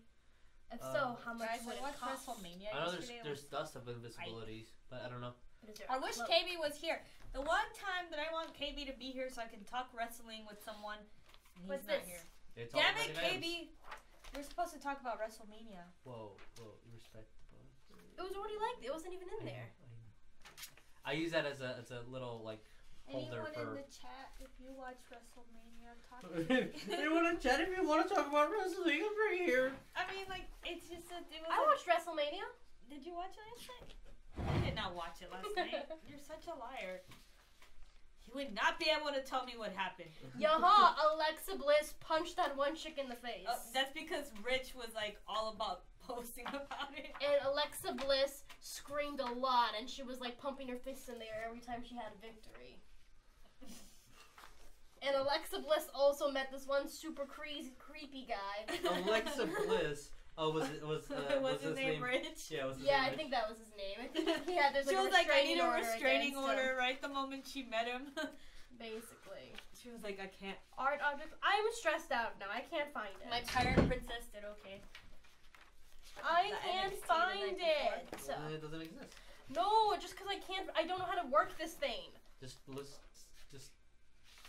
Where's the table of content? That's not. Doesn't have a table of content. There's not one. You're screwed. Motherfucker. I am a civilized human being, and in civilized society, we have table of content. Well, that's because this is a chapter in a book. Carice's book, like just a regular fantasy book, is in a table of content. This is where you're gonna find every chapter. Yep. Like every page. Read here and look for something that matches it. These are tables that have the. We're gonna have so much fun in your game. It's gonna be legitimately fun. I'm gonna scream at everyone half the time. Cloak of the Manta Ray? What does that mean? You turn into like you turn into like a manatee and a stingray combined. There's sometimes when I'm so happy that we're friends. And then there's others. There's descriptions. Let's see. There's descriptions. Eyes of minute scene. You can literally see minutes. Not seconds, not hours. Minutes. Eyes of minute scene. Or is it minute? That's the word minute. What is the word? I'm looking up how to kill a player without it looking like I specifically killed a player. Let's see. What's another one? Oh no, you fell off a cliff. Let's see. Oh no! Looks like a meteor hit you. What? Yeah, you're dead. Make a new character. Oh, looks Filter like of love when you don't want to catch feelings. Let's see. What else is there? God. Yo, I drift globe because the Earth is flat. What? Drift globe? Because the Earth is flat. You're actually gonna encounter that really soon. Drift globe. Let's see. Is there anything else good? Saddle of caviar. Oh, it's cavalier. You get on this horse's saddle, and then magically caviar appears on your head. Yo, you get fish eggs. Coleton would need that. Coleton would need that for sure. Like he. Caviar saddle. I need this robe of useful items. Robe of climbing. That's the best one. I think the robe of useful items. I have a feeling that's what Caleb in Critical Role. That's why he will never get rid of his cloak. I have a feeling that's what it is. I feel like cloaks are very. No, I think he has a cloak of displacement. I don't remember. He has something, but he will never take it off. I've noticed. Oh, Caleb. Oh, that's a wizard. Yeah. I don't know. Actually, I need to. Heward's handy haversack. That one's actually pretty cool. It's a cheaper version of the. There's a online. Oh, sorry. Isn't that a cheaper version of the bag of holding? Because it's literally just like almost like my tree. It's just like a random item, right? I don't know. I actually don't know. A handy sack. Oh Jesus! You could use this item IRL. The headband of intellect. That's actually pretty cool. I would love to have that in real life.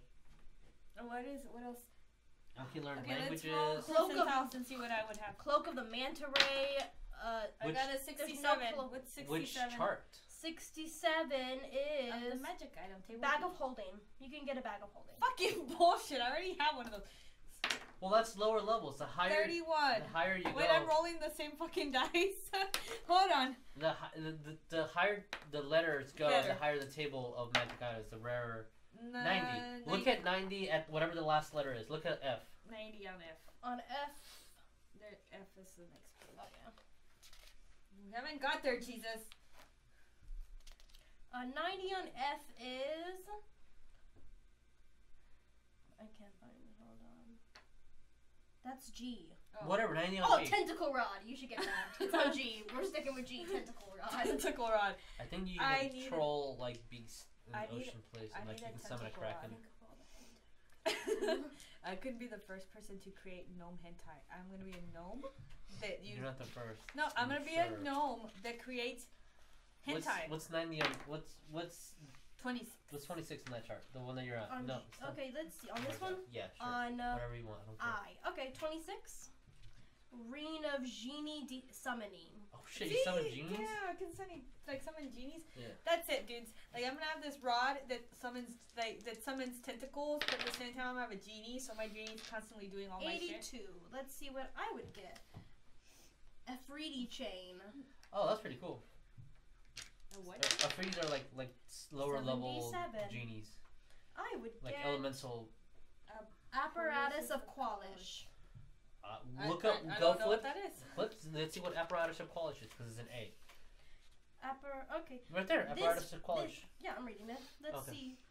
This item first appears to be a large intense. sealed iron barrel. Oh, no, make that. What the muck? It looks like that's a metal crab. It's a metal crab. Yeah, that is a Howl's Moving Castle crab. Yeah, I think if you read the lore, no one invented it.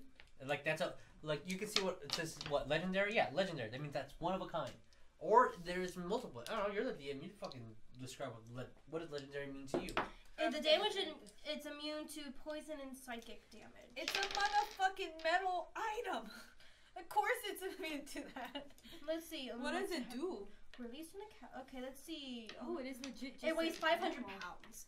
The barrel has a hidden catch, which can be found with a successful DC 20 intelligence investigation check. Releasing the catch unlocks a hatch at one end of the barrel, allowing 2 medium or smaller creatures to crawl inside. Well, that really 10 levers are set in a row at the far end, each in a neutral position, able to move either up or down. When certain levers are used, the apparatus transforms to resemble a giant lobster.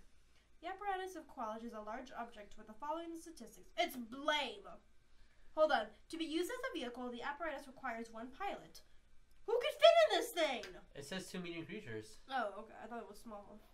Okay, it can go underwater at 900 feet. Below that, that's pretty cool. Oh yeah, let's see. It can also go below that. The vehicle takes 2d6 bludgeoning damage per minute from the pressure, though. Well, that makes sense. A creature in the compartment can use an action to move as many as 2 of the apparatus's levers up or down. After each use, a lever goes back to its neutral position. Each lever from left to right functions as shown in the apparatus of Qualish lever. Okay, it's lame. It literally just sounds like someone just created a metal thing and was like, we're gonna make this very expensive. No.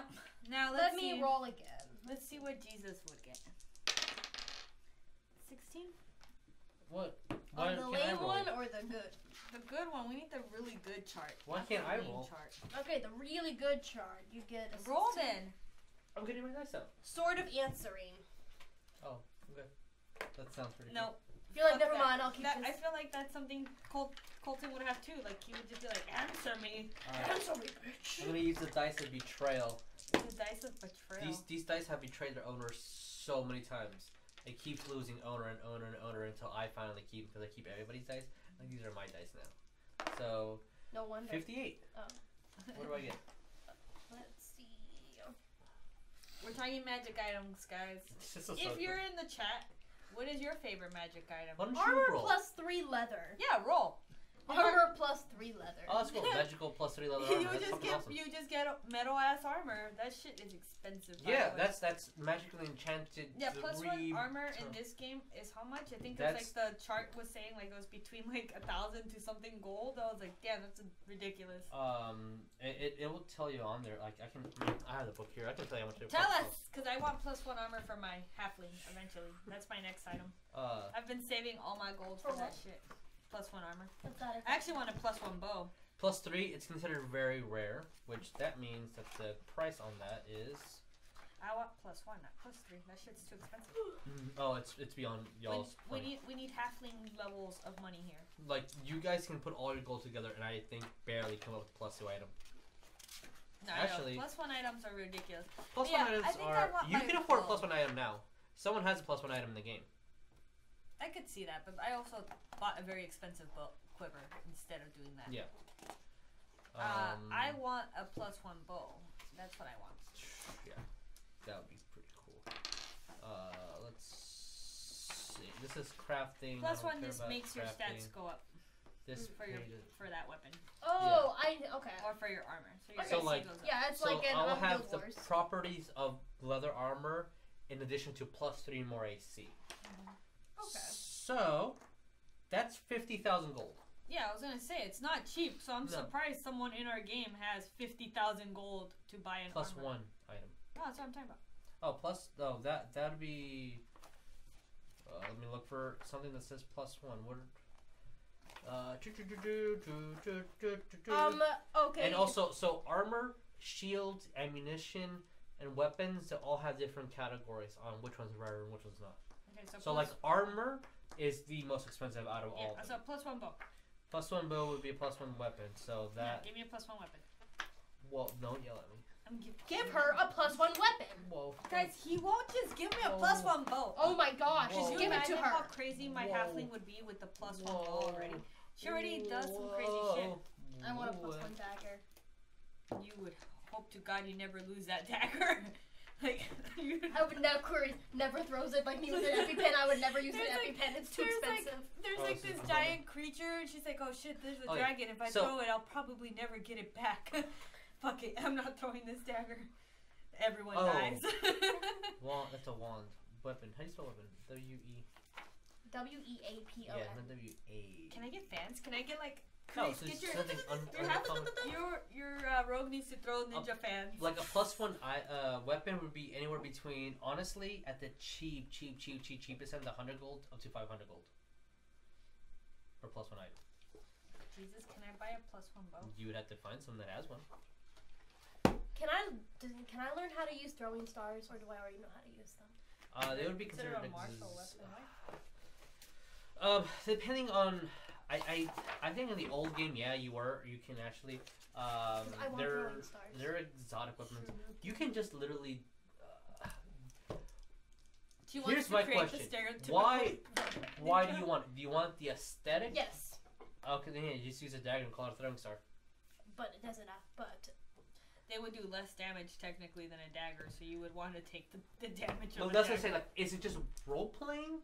Like, you just want to say you throw shurikens at someone, or it's because you want the damage and the stylist? Can they be designed like bats? Please. I think technically only monks can use them. Normally, wait, I thought monks couldn't use any bladed weapons. There's specific weapons that they can use. Oh, okay. And they're ninja-ish style. Okay. They're typical martial arts BS. I don't think throwing stars are. in the shape on here of like roses. Because like the end of the stem is the Oh my knife. god, yes! So she's like tuxedo mask? Yeah, it's like tuxedo mask. Charis, can we make a D&D game that's Sailor Moon? it would probably be the closest thing a glowing dart, which is a D4, which is the same damage as a dagger. It's literally going to be another interpretation of a dagger. Can my daggers look like roses? Sailor Moon D&D game is actually very good. Oh my god! If you ask too many things, your eventually going to cost you gold. Yeah, you can. Will I eventually be able to find some and Hey, it goes with our guild. It goes with the guild, the Blackthorn Guild. You're gonna go fucking roses. Yeah, you can eventually get whatever you want. You're gonna enter an elven, not village, an elven country. Yes. Where they will make sure everything's super elegant. It's elegance before functionality. Sometimes. So I know that you'll be able to find a dagger that's in the shape of a rose. Now, do you want to have something that's so closely evident to your guild? Yes. Yes. Okay. Also. Yeah, shurikens will be a D4. Sweet. Yeah, I already have a D4 though. That's for my daggers. It's the same damage. What was I gonna say again? Also, in Keonan, are there other thieves guilds in Keonan? Oh yeah, good questions we actually had. I want to use my letter of introduction eventually. You can use your letter of introduction to any rogues guild, technically, right? To any thieves guild, right? That's what it says. Yeah, that's what it says in the book. Then probably. Technically, I feel like. Are you okay, the letter of introduction? Did you get that from? From the guilds. Okay, so here's the thing, though. Because of your specific story, we're mixing what a thieves guild is and what a guild is. Those normally are not coinciding. The reason why the letter of introduction is in the guild is because she has one for her. She has one because she's a rogue, and she has one for being. Rogues don't get that.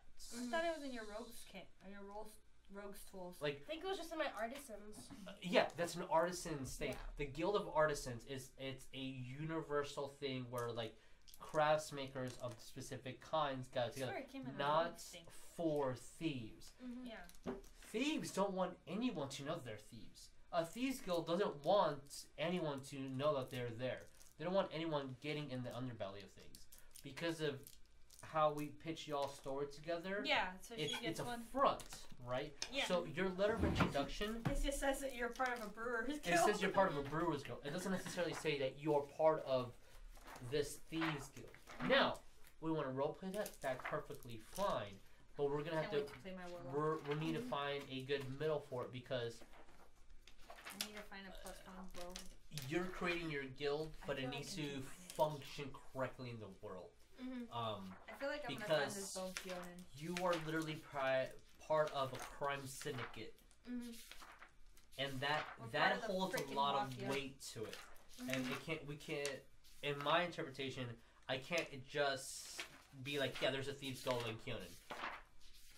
You would have to do if there was a thieves guild in Keonan, the government of Keonan needs to shut it down. Because that's black market. That's human trafficking. That's drugs being smuggled. That's people. Like, your character is a criminal.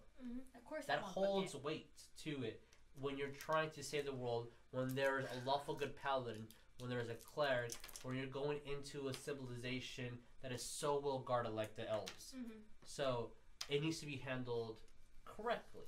Or we can say fuck it and then just as loosey floofy and then, you know, I also kicks the door down. The Blackthorn is in town, and then Telly with like her baguette, but like swung behind her shoulder. Nico just said he has a baguette, and I was like, how dare he mock? You know how like dare you? And the old ways make me think of a baguette and not explain. You know how the old ways people like kick down the doors like.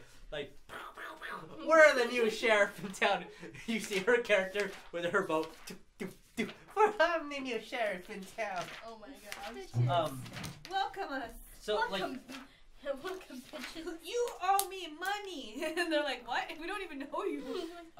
Dead men don't pay back their debts, but men with broken legs do. Everyone sees like this really fucked up version of us. Where it's like our characters actually play who they're supposed to be. Yeah, because so like your letter of introduction, well, where needs to work as a front for a brewer's guild. So when you go to a brewery or like a bar, you have a letter explaining whom you are that represents that you're a merchant. I work for the Imbibing Thieves. Yeah, which in of itself is a very curious name for brewers. But we're gonna, because it's fluff, we're gonna let it slide. Mm-hmm. Because our ale is so overpriced. So we also sell lots of berries that make you for your guild that is based in a different country from your backstory. That letter, if another member of the guild, your thieves guild, reads it, they know, okay, you're one of us. Mm-hmm. Which again has a crime syndicate involved in it. It's yeah, it's like you wouldn't I need see to someone think from like the really Yakuza carefully about how that gets introduced. How it's a very important thing to your story, but we can't just throw it around because that's it shouldn't be. Yeah. And realistically, it should not be thrown around because it's one of those things where like it's very complicated or it can be very simple depending on your DM style, and it's a careful balance where you're a thief, you're a rogue. What exactly does that mean? What do you bring to the Thieves Guild? Why are you part of it? Your backstory is like, I was taught by one of them. What did you do? Well, small enough that I can get into places. You could have just been the water boy. Like, I mean, yeah, but like, if you're just the water boy, that doesn't have any weight to it. What part of the syndicate are you in? Are you just a driver, or are you the person that smuggles the drugs? Or are you the person that turns a blind eye when they're doing human trafficking? What do you do in this criminal organization? And now, is your criminal organization really heavy? Or is it like, we don't deal with kids, we just literally steal? And then, why do you steal? If you're a thief and you steal, why does it matter there's a conglomerate of thieves that steal? Do you all bring the items together and is it an equal share? Why doesn't someone just steal and then keep it to themselves and they're greedy? So like, why is there a conglomerate of thieves? What does this do?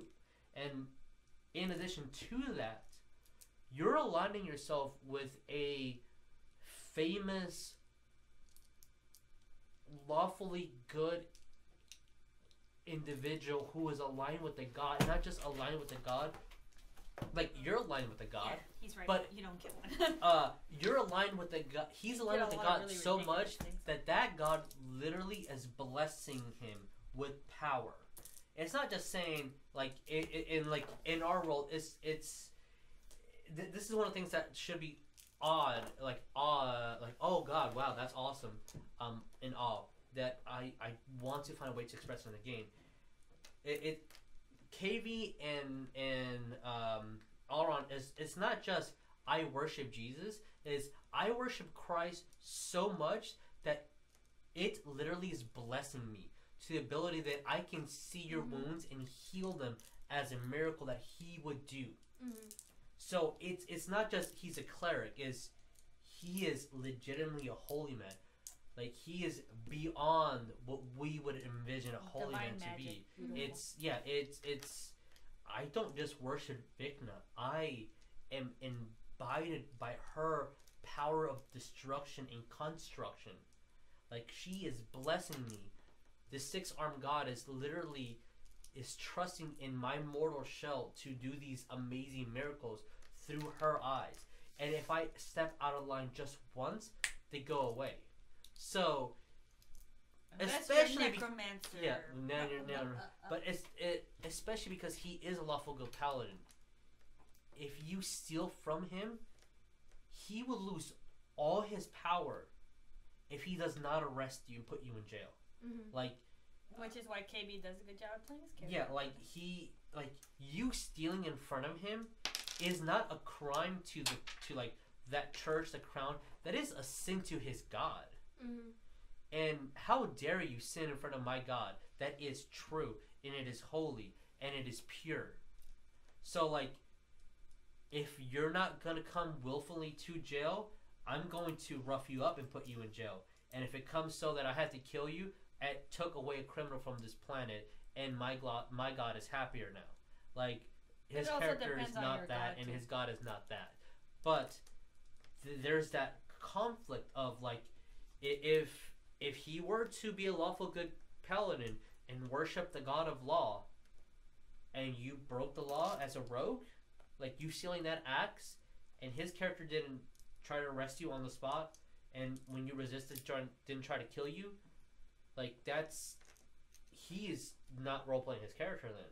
So, like, we have to find that balance. You dropped the D4. I noticed. Okay. I feel like most DMs don't allow that to happen, though. Yeah, they don't, but it's one of those things where, like... you can't technically ever actually progress then that way. Like, getting loot would never happen. It's true, but that's who you say you're role-playing. Now, that's part of the DM's job to balance it, right? And that's why, like, but people's alignments can also change. I love DMs where they realize, because you change, like, human changes, right? Yes, they do. But when your alignment changes as a paladin, you're no longer a paladin. Oh no, yeah, paladins are fucking crazy because there's the anti-paladins. That's why his character is so powerful. That's why his character is doing the most damage in the game. That's why his character can heal. His character has the highest AC, highest HP. He rolled good as well. Like, he never rolled nearly perfect. But come on. By the book, why do you think they send paladins to go fight off evil demons? They don't send fighters.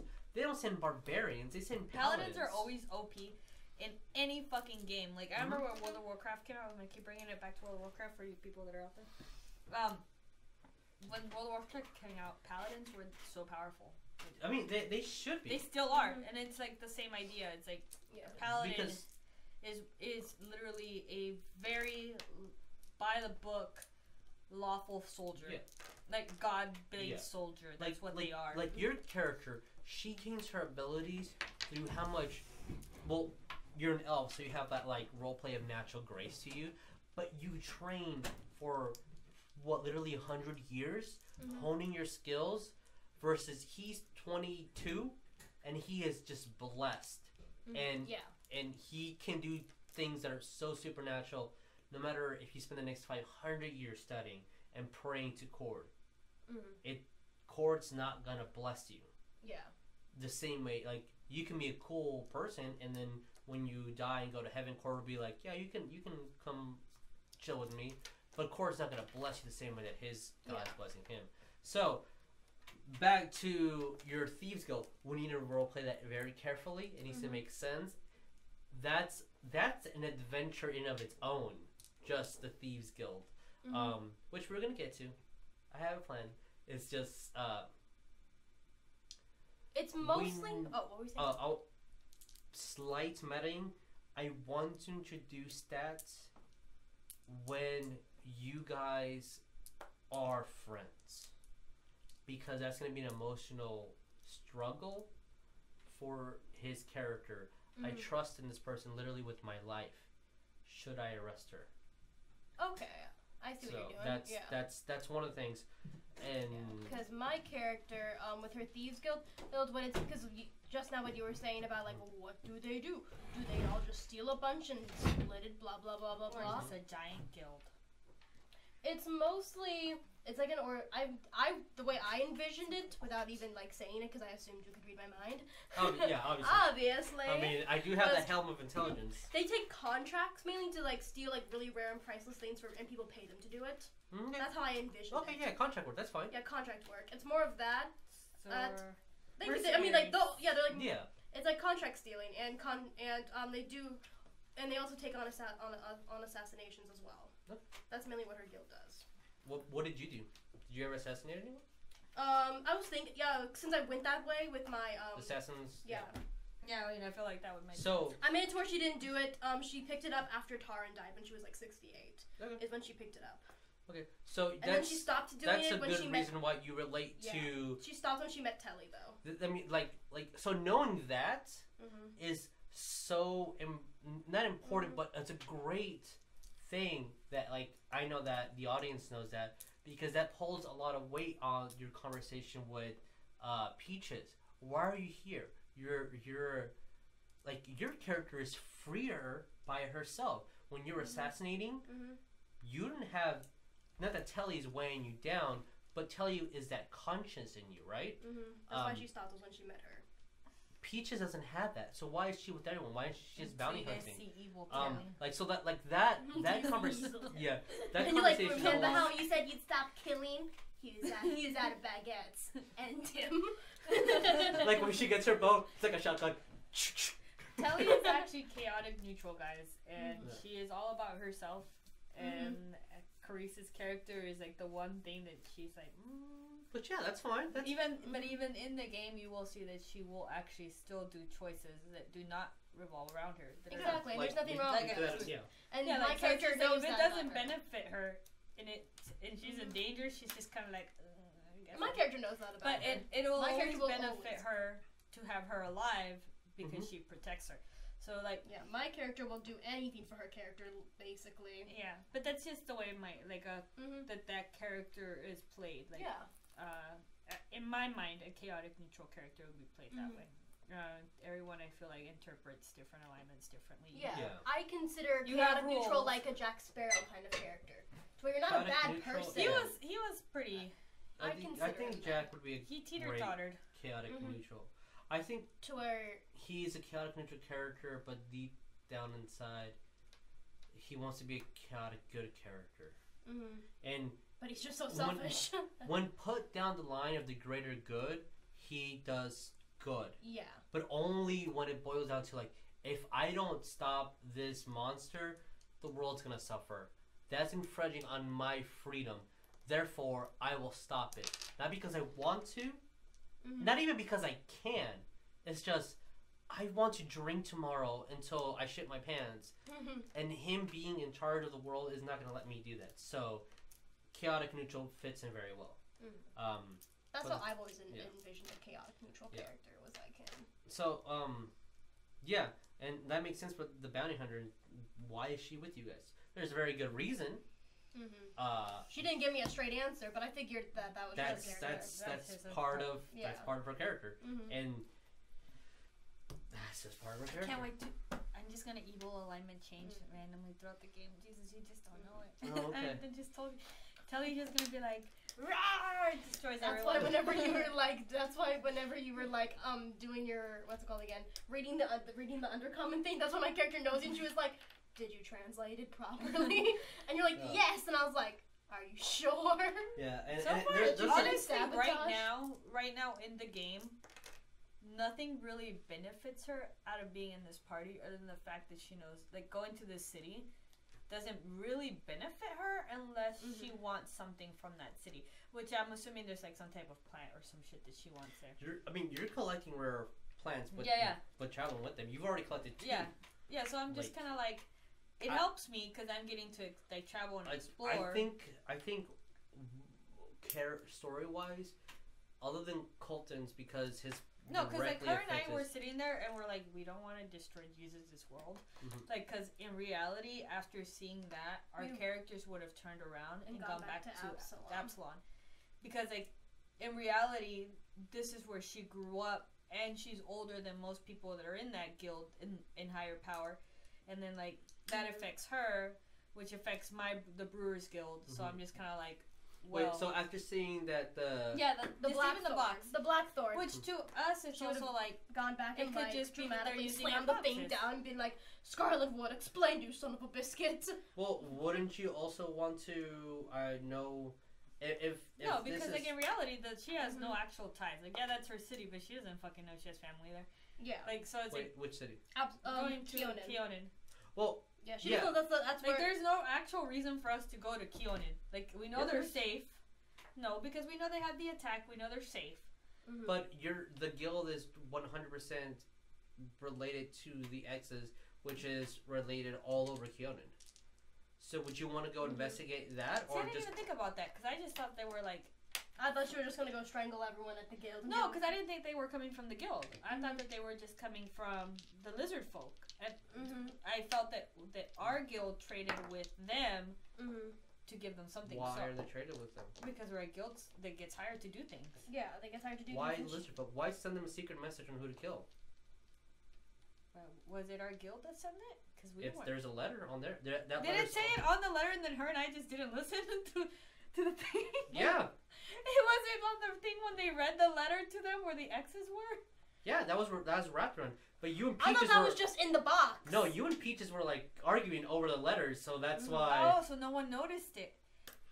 Oh shit! Because I was Someone like the entire time. Someone's going to investigate.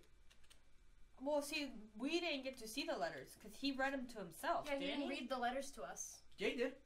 He saw the X's. He showed us the X's.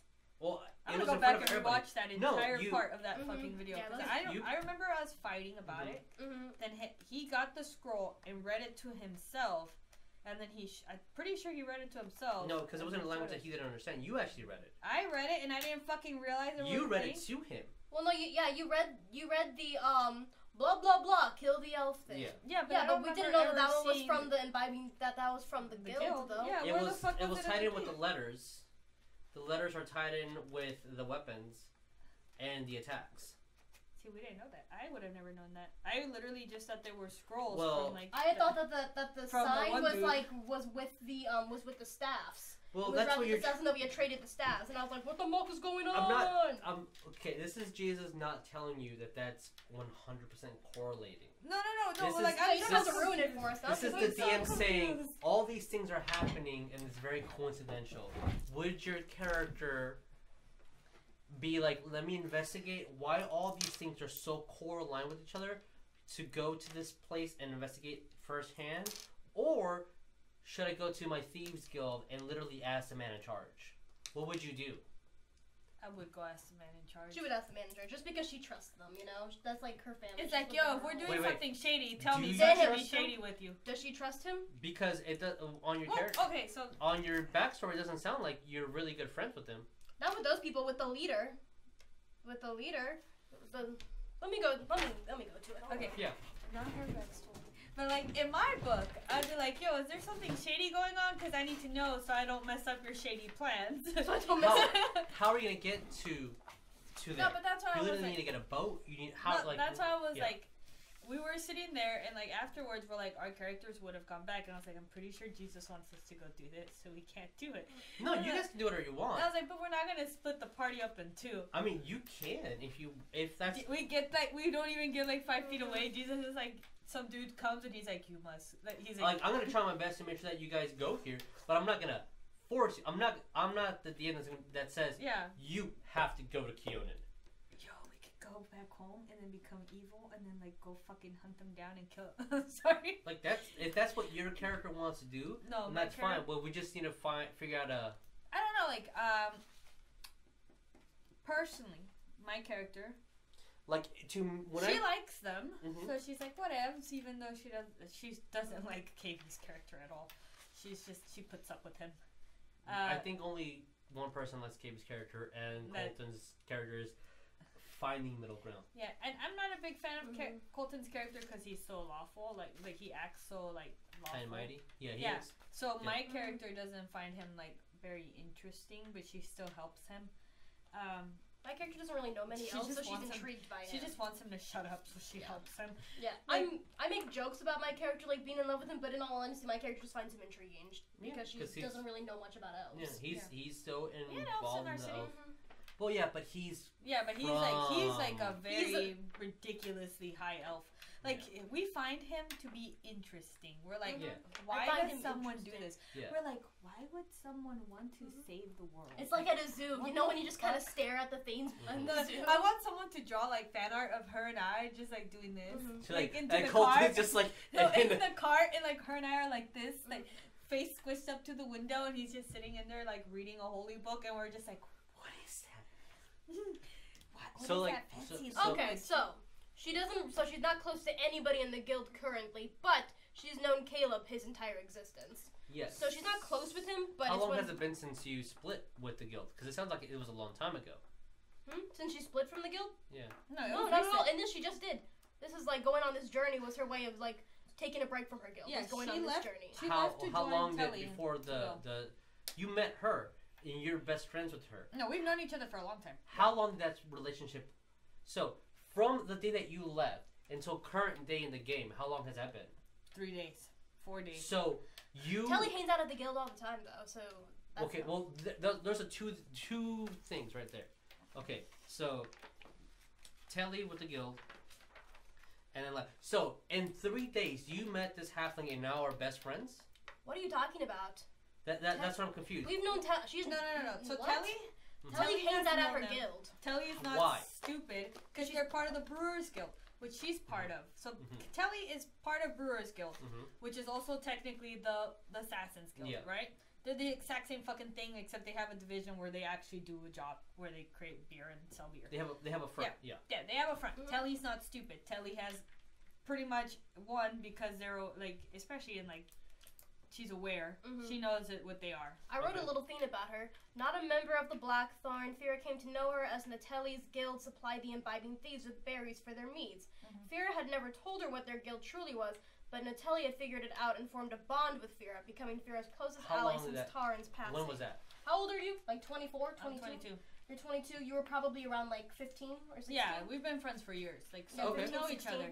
Okay. So I've been helping my character has traveled a lot in her life. So and she has been with her guild, and let's see, her plan was to attend the festival with her guild. And so much about us.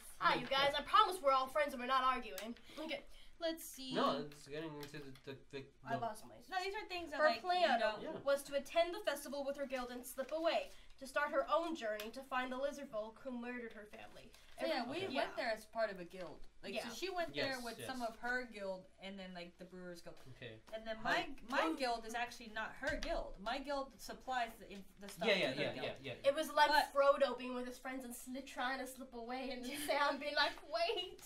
That was the plan of her going to the Brewers Guild. So, like, she's going to do the job and then, like, go do her own thing and then eventually come back. Because she's, like, has hundreds of miles more.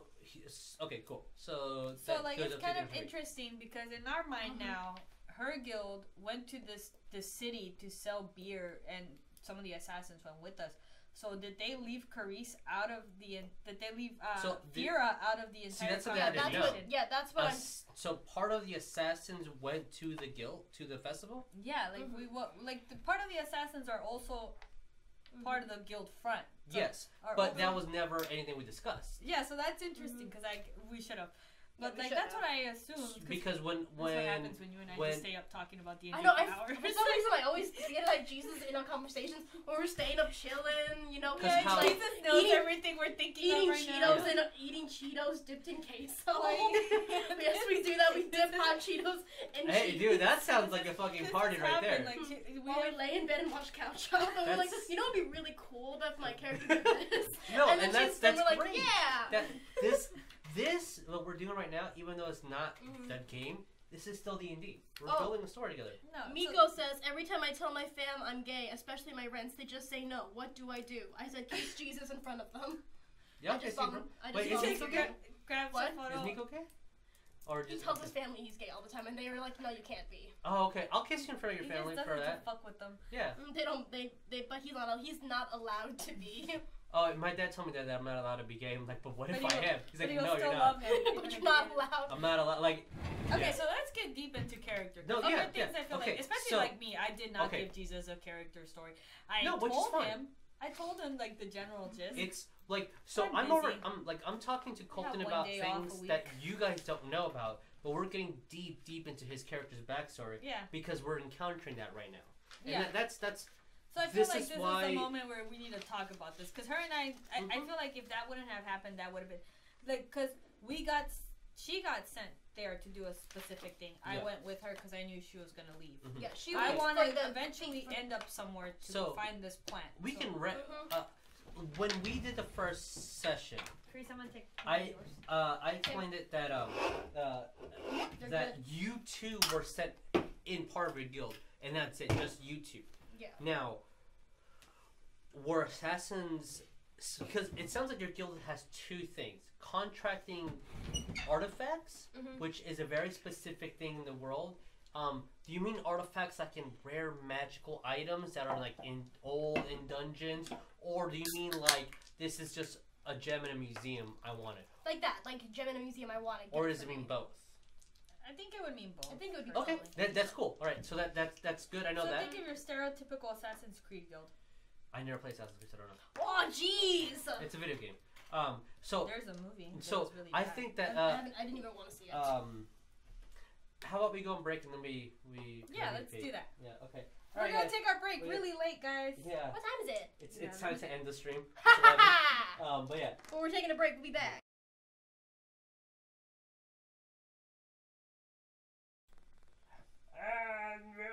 Mike's hot. Okay, so here's my next question that I have for you. Okay. Yes. I'm gonna say thieves and assassins because I think that'll be a better way to describe those two things. Okay, so they're both contracted. The thieves are contracted to steal artifacts, items, whatnot. They get them. They give them to their person. Here's pay. Yeah. Now there's different levels of that. Stealing a rare holy book from an ancient temple deep underground is going to cost a pretty good penny versus steal this one gem that I like from this one person. So there's different levels. There's different levels, and which just that's I would assume cool. there'd be different levels in the guild. Yeah, exactly. And same thing with assassination. Here's 50 gold because this guy slept with my sister and I want you to kill him. Versus, hey, this person in power, we need him down to start a revolution. Same thing, different levels. Yeah, okay, exactly. Cool. So the front is the brewers. Why is there a front? To make more money. To not get caught by the government. Why? Just like any high organized crime. You don't want people to catch on to you. Because you have a specific facility. Yeah, because we have a specific they have facility. a place where We have where they go home. in and out of. Yeah. That's where they live. They live underneath it. Okay. Plus, it's an easier way for us to travel around the world as something than it be like... You're invited in versus having to sneak your way in. Yeah. Okay, so that's cool. That makes sense. Got it.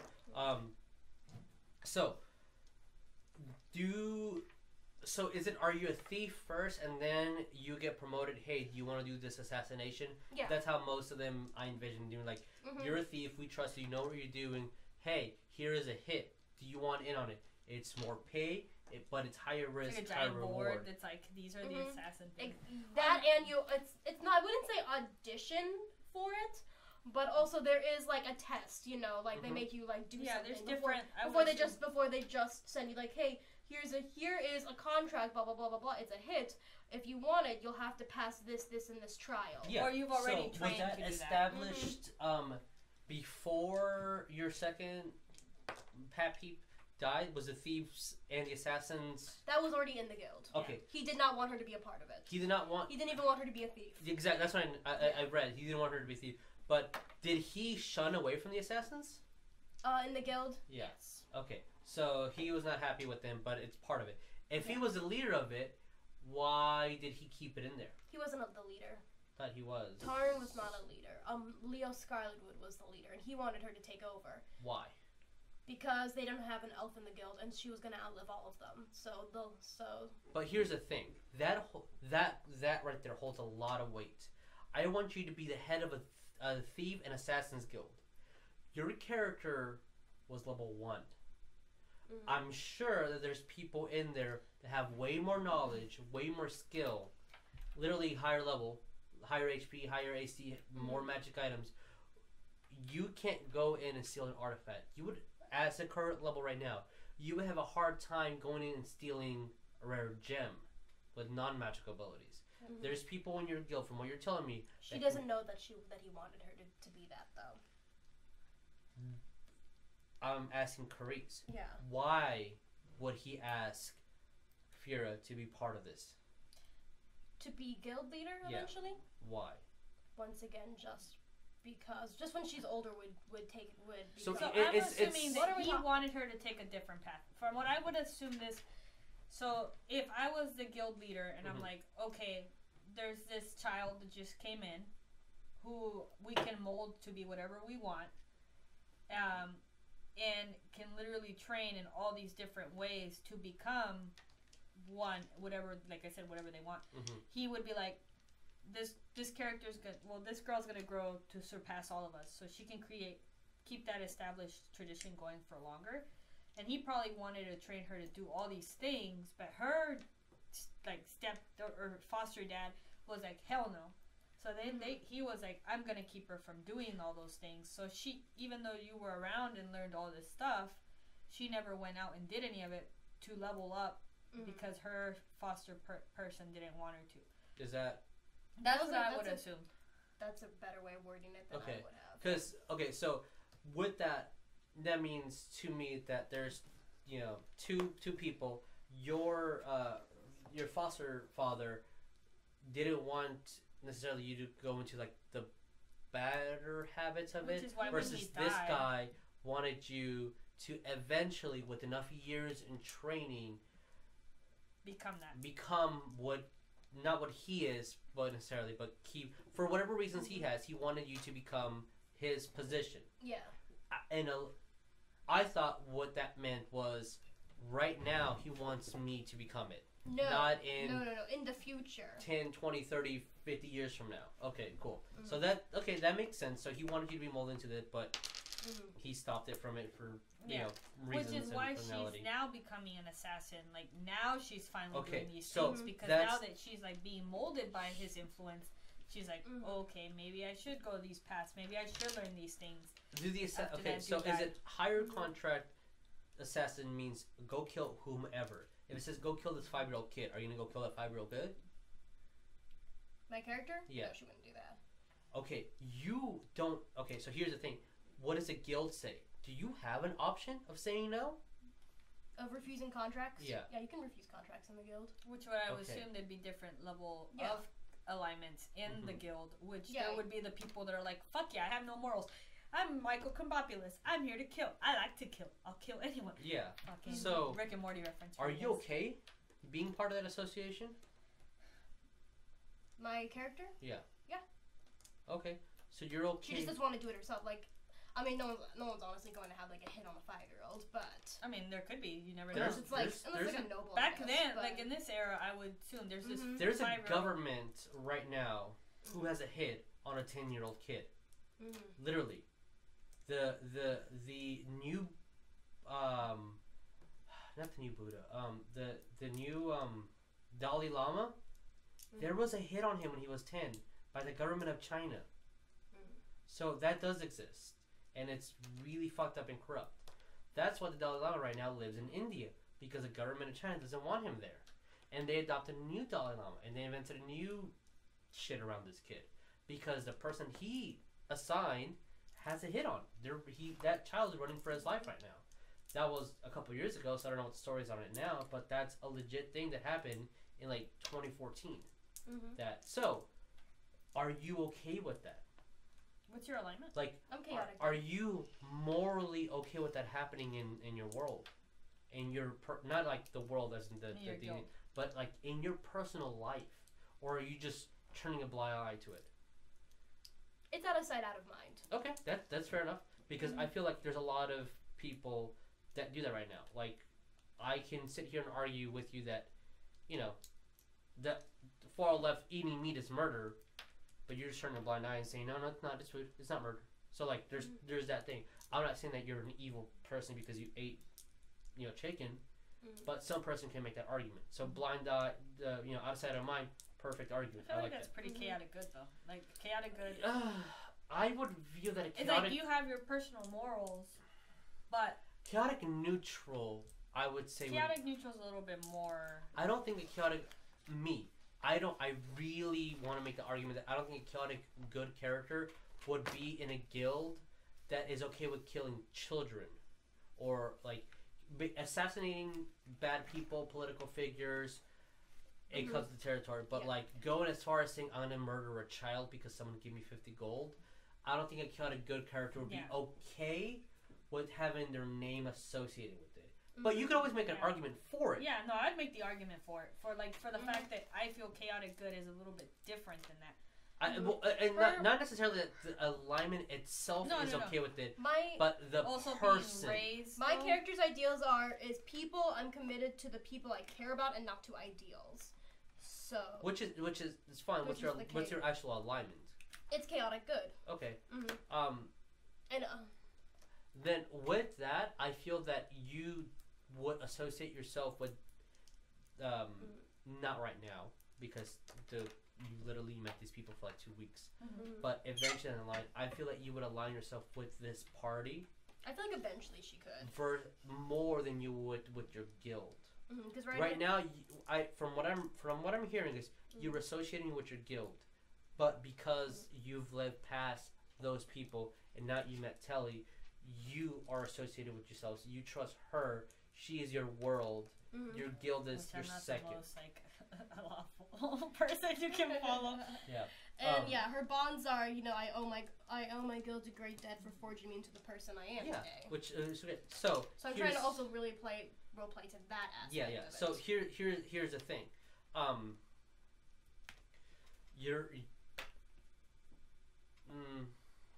I need to word my questions because DM secrets, blah blah blah blah. Yeah. So I was about to ask something and it was like, wait, that's a huge hit. Never mind.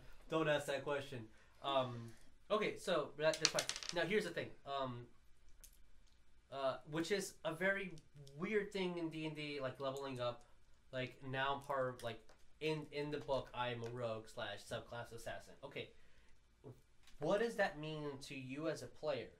So we can try to mold in what does it mean to the world. Like in 3.5, one of the requirements to becoming an assassin is you literally killed someone for the only reason of fun.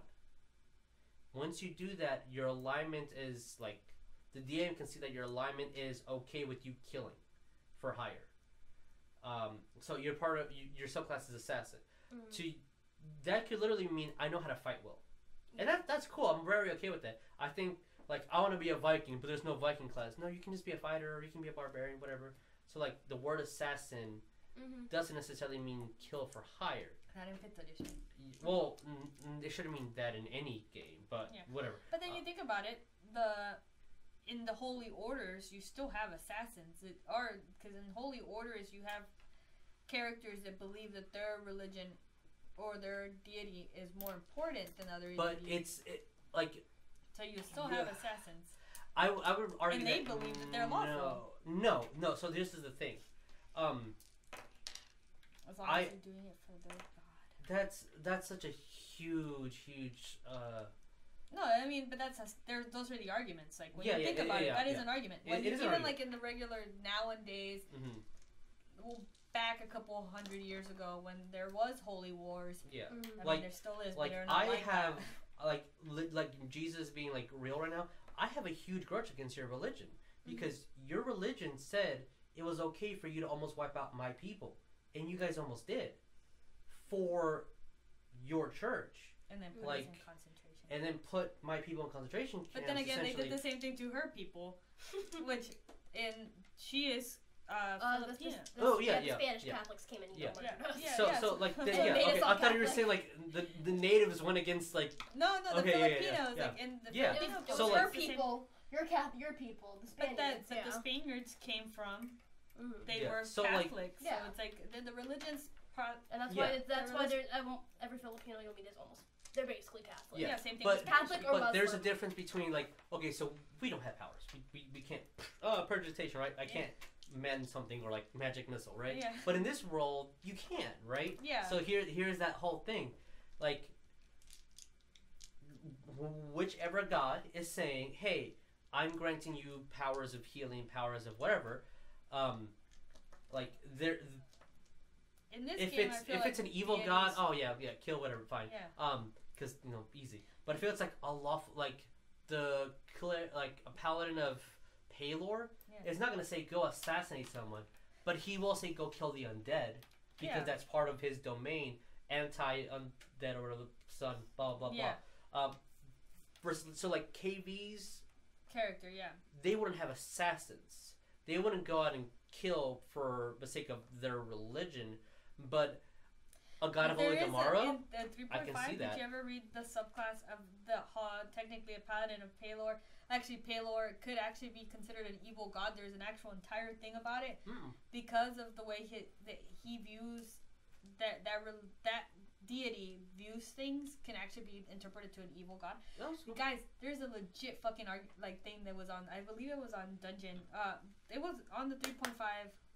On the Wizard of the Coast magazine that they had, where it was someone literally wrote an article about it, and it was like, holy shit, this is actually a really good read. So like that, I think that's really cool. But like being a DM, which is like I have to make a rule because his alignment is good. I have to say that no, he's good. But what makes good good? Yeah. Well, in this world, literally, what makes good good is it is an energy that is good.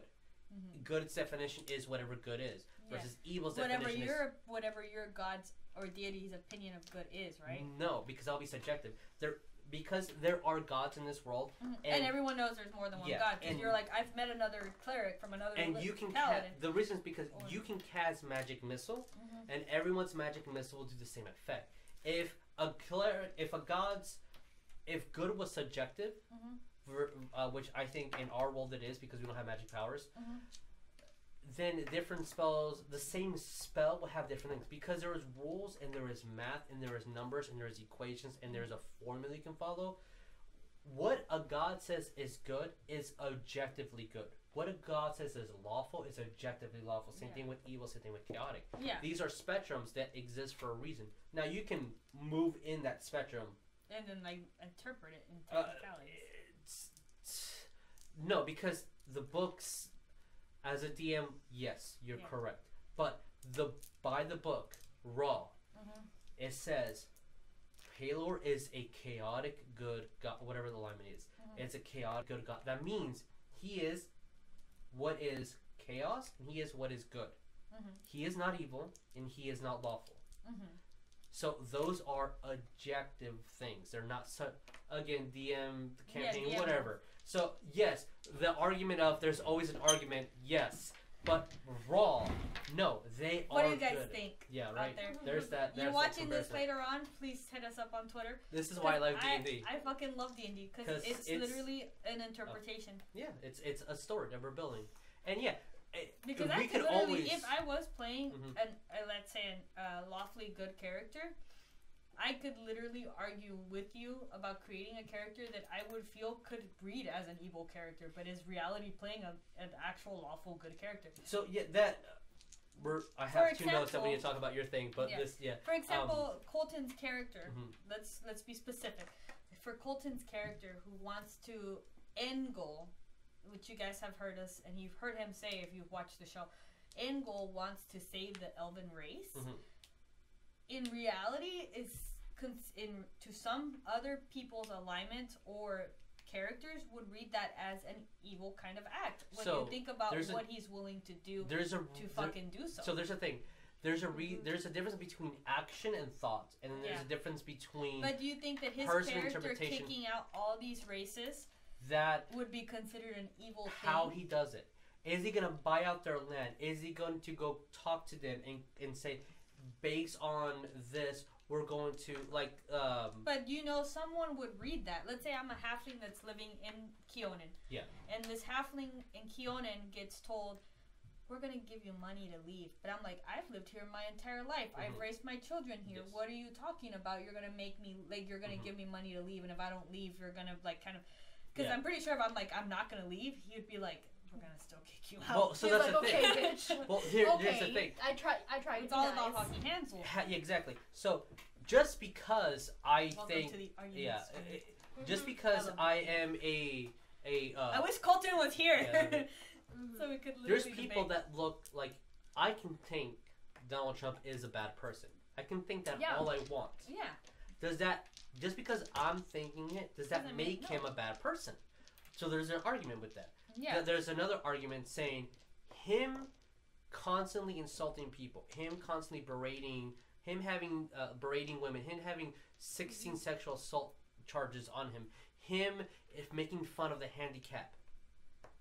Some person would argue that's just him being real. He's not a bad person. He doesn't mean those things. I'm looking at it and I'm saying he is a bad person because he did those things. Yeah. So there's an argument with that. That's the argument. Now, that's why we're talking about Coleton's character. Yeah. But then there's the thing is, his character has divine magic from a good deity. He can, by raw, cannot be... He has to be good. He cannot be evil. The second he kicks those people out and forces them out and says he loses his powers. His alignment. Exactly. So it's. So I'm kind of now for you guys watching. Now I'm kind of curious how he would roleplay that because there is going to be that family that's going to say, "I don't want to leave. I have literally raised my children here for years." When his character, and I don't want to like go into it when we discussed it because we were about to play the game.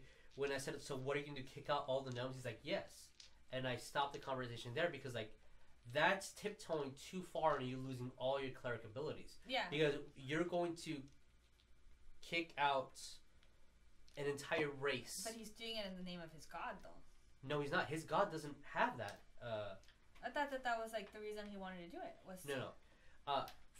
So here's two things that I think Coleton has not read enough. Okay. So like first, his god is the god of St. Cuthbert. His god is the god of revenge. God, not revenge. It sounds well. The god of justice, right? If someone was wronged, he unwrongs it for them. That's his god. So by him kicking people out, he's creating a wrong, technically, to those people. So he is going against. And then god. Here's a second thing. So the elves come from a different plane of existence. Like they do. They're fae. Yeah. So the By the elves way, guys, also elves have. are fae. Yeah. So elves also have different. He's not worshiping the god of elves. Yeah, he's not. Yeah. He's not even worshiping like the common god that elves worship to in conjunction to the god of elves. Yeah. He's worshiping a completely different deity who has granted him the ability to do so. So now here's the other thing that where he's like I think mixing things in, and if that's how he wants to roleplay it. We need to talk about it and see how it mends the world. Yeah. Like we're talking about your character, and that's perfectly fine. We just need to find how it makes sense, right? That's all. So, by raw in Pathfinder in the story, elves were from a different dimension, like Elrons. The elves with the super long pointy ears, white eyes, like not just high elves. Like, technically, Charis's character is a very unique. Yeah, your character would have more ties, I think, to high elves and Elrons than like the common elf or the wood elf or anything like that. Which is fine, like you don't know that bloodline, blah blah blah. Like I have more of my European ancestry in it because I have a beard versus my native ancestry because my skin's so white. Versus like my mom's skin is like twice as dark as mine. But that doesn't mean that I am. Huh? I said your mom legitimately is actually white. Damn son. Yeah. Well, it doesn't like legitimately. I don't have Native American blood in me. It's just I the pigmentation. This is why I'm really excited to play our characters in the next game because I feel like they are gonna push the limit so hard of what what is okay and what is not, and I feel like that character when you involve demons and angels and like it becomes that structure. So, that by the way, guys, next game after this one, you guys are gonna want to definitely watch because I feel like that's when we are gonna be pushing boundaries. What is an alignment? What is this? What is that? Yeah, I feel that's right. When we get into like the Blood War game, that's gonna we have to all agree an assumption that if I say good, it means good because we can't sit there and argue versus these demons and devils like fighting for eternity. Obviously because that's different. True. That's higher that's epic high level games. level up in the air. Yeah, the next game is gonna be good. This next game, I feel like for sure, your character, for example, would be so fucking like. Mine is chaotic neutral, I believe. Yeah, but even the thing is that you're a tiefling. You're a demon. You are a demon walking on Earth. You have fiendish blood. There's no arguing about it. Your blood literally is evil. I really want to. How are people going to interpret people that? talking in our channel to tell us what they interpret. Yeah.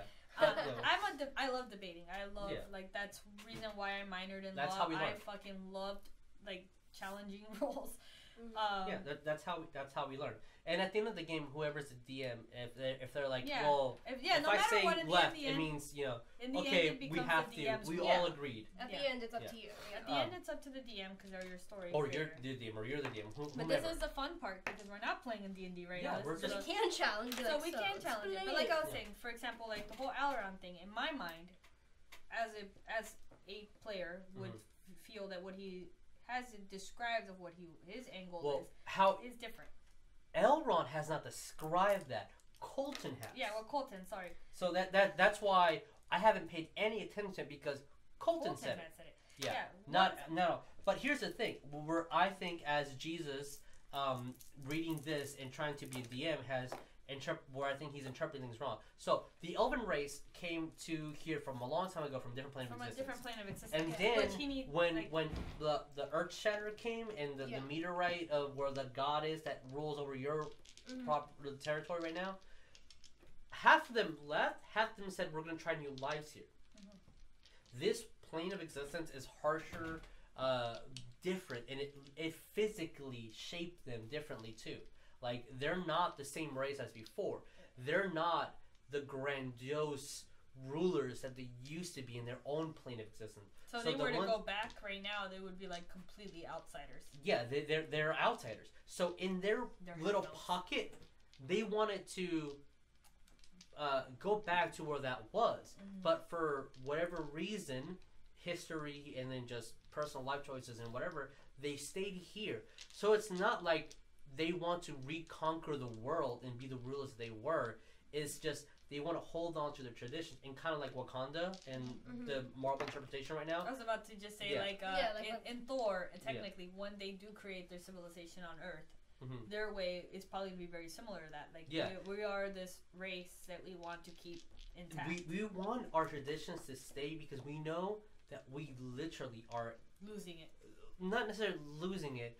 It's kind of like saying, I am an alien to your planet. I don't want to lose my tradition, so I'm gonna bubble myself in, and we're gonna keep the closest we can to our own rule in a different plane. So like the second ward in Houston, third ward. No, the second ward, right? But second ward. No, well, I didn't grow up in a ward. Mexico. The current ruler right now, literally has a. So what Coleton's saying, and we need to discuss this because he is part of the military. He would follow the queen. He is a dog of war for better reasons. Yeah. How he's describing his character. The queen has said, "This is a city of half elves. Everyone's welcome," and then said, "This forest is full of gnomes. They're also alien to this world. They're outsiders. They're outsiders just as much as we're outsiders. They're trying to figure out their place in the world. I know they're really weird and creepy, and they kind of explode everything all the time, but we should respect their freedom." And she values freedom over all. So in Keonan, half-elves are allowed in Keonan? No. There's a city. They have a specific city. So and that city literally is populated with 90% half-elves. Okay. Because they're like, we want you to also embrace your elven culture, so you're allowed, you're part of our continent, our country. But there's it's political. I know some people don't want you here because you have human blood in you, but I don't, as your queen, I don't want you to not feel that connection with the elves. So we will protect you. You are part of it. You're not in the Forest of Illusions, but you're still part of us. We will trade with you. We will open port. We will send ambassadors over to communicate. We will invite some of you guys over here to communicate with us. But also, as a half-elf, you're not necessarily wanting to live in Keonan. Maybe you do, maybe you don't. But as a majority, if they all wanted to be part of Keonan and live that elven lifestyle, it's weird to them. They're not... A half-elf isn't as madly, as like role-playing wise, as graceful as an elf. They don't like everything they do have an elegance to them. They don't crave beauty as much as they do. They don't. They're not elves. Yeah. Like a dwarf doesn't really care about, like, they will look at a gem and awe and beauty of it because their culture says that this is a thing of beauty, and they've been bred and their narrative has told them that this gem has beauty to it. This raw form versus that painting. I know it's pretty. I know it's beautiful. I know it took that elf 10 years to do it. It's great. But this natural rock is way more beautiful to me. Versus that elf would be like, I know that's a pretty gem. I know that it's a natural part of this world and that Mother Gaia has created it or whatever. Mother Gaia. I know, right? But this art piece is true art. So like they appreciate each other. They know each other's cultures very well, but they don't feel the same connection. So a half elf, while it is elven, they might, and I guess according to the book Raw, there is that interpretation for the DM to say that they don't necessarily want to be 100% integrated with the elven Is it culture. obvious to other people that they're whenever it's a half elf? Yes. Mm-hmm. Okay. They don't live as long. They don't live as long. Like when you look at someone, do you be like, oh, If you see a half elf that's clean shaven, has blue eyes, long blonde hair, pointy ears, are not tan, people will be like, oh, that's an elf. But when you start seeing wrinkles on them, when you see a little bit of beard on them, when you see that their elves aren't as pointy, when you see... I guess if you were to go like in an area that wasn't like common where you would see an elf, yeah, then like if you... Like Peaches, is she obviously... Oh. Peaches looks... I think because she has black hair, I need to see her physical structure. It'd be easily roleplayed that if someone sees Peaches and doesn't interact with Peaches, they say, oh, she's an elf. As soon as they see her movement, they see how like robust and tough she is, they'll be like, that's a weird elf. Or be like, oh, she might be a halfie. Mm-hmm, yeah. But I feel if like you the see moment you talk to her, you would definitely play it up. Because of cultural, but it's like it's obvious to the party that she's half. Well, it's obvious to Coleton for a fact. It's obvious to Coleton that she's half. To you, you might be like she's. I think she's half because she doesn't act like Coleton. Mm-hmm. She has more like me. Even if you're full blooded, you have more human ties. Yeah. Because of how you were raised. Mm-hmm. So because of that, you'd be like, she acts like me more than she acts like Coleton. I think she might be half. Mm-hmm. Versus, I mean, but when someone sees you, they see an elf. When they see you act, they might be like, are you half? Do you have human blood in you? No, I was just raised by humans. Mm-hmm. Same thing with like if a dwarf was raised by orcs and only knows orcish and knows orcan tradition. Damn it, now I'm gonna write actual Netellie story. I mean, that's fine. No, I mean, but I've told you like the general this. But she has traveled a lot. She's a halfling. Halflings travel. Yeah. So she would know. Like Netellie learned Elven before she ever met Charis. So she knows Elven. It was a second language to her. Yeah, you would notice that she has. No, I know. I wouldn't. Yeah. I mean, one, I'm pretty aware. I noticed that she was fucking different too. Yeah. Like, and I can also tell that she's not a normal half elf too. Like. I think KB's character would just be like, if she has ears. Okay, she's. I don't know. Yeah, KB would. Well, KB's smart though. KB would know. Just by his intelligence, I would feel he would know. Probably. But, like, for example, I feel like KB's character, though, is on the point of constantly breaking that lawful boundary for his alignment. Like, he does things where you're just like, yes, he's role-playing them, but there's moments where you're like, if he does go a little bit too far, he is about to lose his, like you said, like, his paladin duties, his god ability, which would be fucking crazy if we had a paladin that lost all his abilities. Yeah, and there's something like... then he would just become a fighter, which would be perfecly fine for KB. Yeah, or he can become the anti-paladin. Yeah, or the anti-paladin. This is fine. Doesn't necessarily you're evil. You're leveling up as a paladin without the divine fluff. But it's one of those things where, like, according to how first of all, what does the DM want to do? How far does the DM want to like be strict to the raw of his god, right? And I think for a DM should stick pretty close to the raw for gods because because it's so interpretive. Yeah, and if it's like there's so many gods too. Because there's so many gods, and it's just it's you're the god of Heronius for a specific reason. We're gonna stick to the raw of whoever created Heronius. Did I choose the halfling god? I think I chose the halfling. Yolanda? You did. Yeah. That's my actual. If you go to my Facebook, if you guys were friends with me on Facebook, you would see that Yolanda is actually my actual god on Facebook. Which it's been my god since I created my Facebook account. Like, because Yolanda, she's one of her gods too. Because with her god, I thought we said it was Yandel, but Yandel. Well, I don't know. Like, there's a whole thing of like she has two sides. Yeah. There's the halfling pure. The lighthearted side. Harvesting, good god, and then there's the flip side to the coin. There's always that thief in her. So like, being true to her god, you like, I can say a halfling being best friends with a rogue like easily. Yeah, can. But like, would his character know necessarily? Because it's religion, but so here's because it's almost midnight, and I think you have a home to go to soon. My question was, and also interpretation is, do you want to be part of the Assassin's Guild, as in, do you want your character to have eventually a specific makeup right now, like hey, you're contracted to kill this political figure. Here you go, and that be a side quest, like. Or do you just say, I want to be an assassin because I like the ability of hitting harder as a character? What do you mean when you say, I am an assassin? Do you want the raw? Do you want the fluff? Like, what do you mean when you say, my character is an assassin? I want her to be able to hit harder. Okay. Do the extra damage, which is why I mainly chose that one. And I wanted it for backstory purposes also. That she used to do that, but that she no longer... So, she used to kill for hire? Yes. Okay. Based on your level, like, I slightly like what Coleton did with his character, but at the same time I don't. And I'm just going to leave it at that because... Can I give an example to her?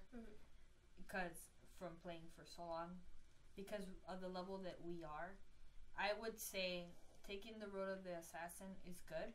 What you can do in your story is say, my character was learning the way of the assassin. Or had small hits. Yes. Yeah. And had That's how I took it with small hits. And had small hits. That was only a level 1. But then you realize you're not sure which way you, like, who you are as a person, which is why you wanted to break away, and which is when you told Netellie. Yeah, that's a great, beautiful story. So, like, hey, I've learned these skills. I trained in them.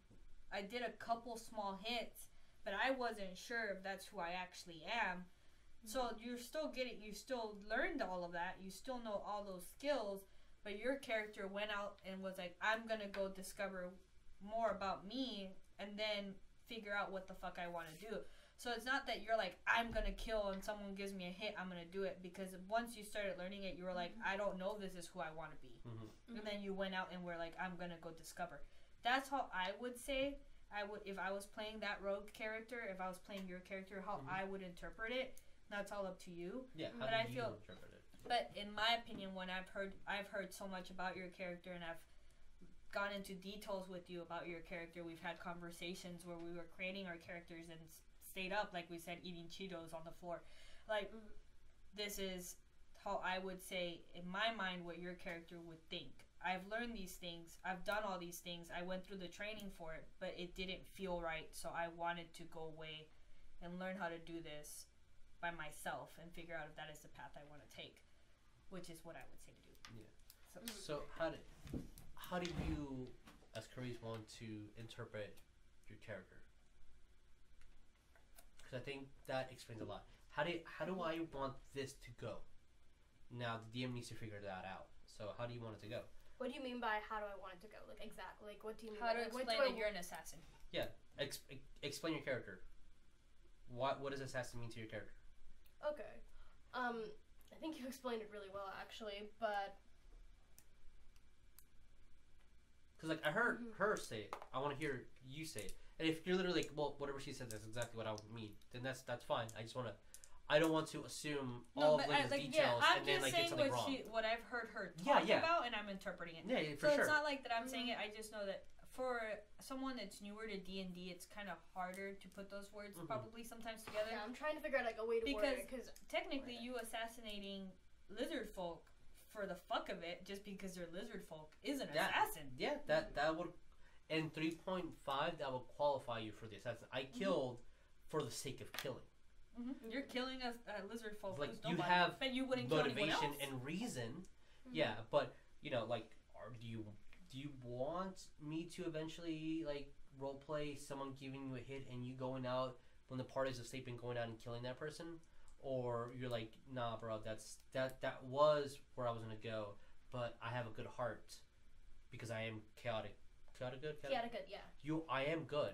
So I decided that I know these skills and I have this ability, and I will further explore these abilities, but I'm not going to go the wrong path. I'll kill if I need to, but I'm not gonna kill because someone's paying me to kill. Yeah. Which is how I feel, and in all honesty, if you want to just like for like story purposes, to throw in like her getting a huge hit or something, and whether or not she takes it or not is like a stepping not a fork in the road, but a turning point in her life, you know, is whether she chooses to stay with her party or accept this that her this job that her guild was offering her. Here's a that explains a lot, and thank you. Here's a big question that we might not get to. You're leaving the guild. You're learning who you are and trying to identify yourself with it. The guild would have a way to communicate with you and would have a way to communicate back with you. Like, and how I will interpret it and how I think the fluff of some people interpreting is usually thieves guilds have the symbol of them are. Like, a temple of the god of thieves is a bar. Yeah. It's like there'll be like a carving on a wall or something. Yeah. Or there'll be thieves' cant. That's what we have, thieves' cant. That you read and says, this is where my guild operates. Or it would say, like, blah blah blah guild, and you're like, my guild and that guild are not friends. I can't go in there. Yeah. Like Chinese mafia. It's like in thieves' cant. Blackthorn, stay the fuck out. No, like, she's all like, we're not camping there tonight. People are like, but it's really cheap. No, okay. I can't. Y'all have fun with that. Be like, I'm allergic to the dust. Yeah, no, and that's great. That adds to the role playing. It does, 100%. Because it will happen. And she's not like, when I say leaving the guild, she's not like quitting. Like, you know? It's like just taking a leave of absence. Yeah. So did you tell anyone? No. Okay, that's what I thought. So she's just like, nah, I'll be back. She's like, I'll be back in a couple hundred years. I got this. You know, not that long, obviously, but you know, she's like, I got time. It's just things that I need to know. So for that notice, Netellie has not left her guild. She is still part of the Brewers Guild. Well, yeah, but she still sends back supplies to them. Yeah, you're just, and then how do you send back supplies? Like what does that mean? When we go to main cities, you will realize it. She will do it. She's gonna like FedEx. She's gonna FedEx shit. As a DM, you know, are you like? She will reply letters. So like, are you like, hey, I'm trying to invent this new? Yeah. So like they know. So when she was like, I'm gonna join, her character or whatever, she's like, we're gonna go to this, and then my character's on this quest for her guild. Yeah. But like, pretty much find this. So your guild is so tied in with hers. Yeah. Underground Billy that they would know if you're sent out somewhere. It's probably because they need a front, they need a letter of introduction. Yeah. And I would assume it'd be like the actual guild is, you know, the Thorn. Yeah. But the my guild, Brewers my guild knows her guild. They're not like they work together, but she also works with several other guilds. Like, she just met her character and was like, bro, you need to fucking go out. Like, you're like, well, so that like, you need to get out more. You're looking kind of pale. Aren't you a wood elf? That opens a lot more then. Yeah, no, my character is not from the same guild as her Brewers Guild. My character supplies her guild. Then that it is in there. So, like, we're not from the same guild. She knows her guild. She knows a lot about her guild. What do you mean by it's in there? Huh? What do you mean by it's in there? Like, so my character works for the guild that supplies, like, the ingredients to make beer. Mm-hmm. And she knows how to make beer. They make their own beer, but they work with all these other guilds. Yeah. So their guild is probably a lot bigger than their guild because they work out of major cities. Like she, I actually have like a mini typed out thing where it's like she's gone to these different cities already. She's traveled a lot, but she never did anything in those cities to gain XP, right? The way I'm viewing this as, I'm gonna quote it. So I supply the cocaine. She's like Dunder Mifflin. She supplies the paper to other companies. She's the Dunder Mifflin. She went the proper way. Yes. I went the way of the cocaine dealer. But that's contrasting what you just said. Yeah. Because so what you just said is contrasting what you said 2 seconds ago.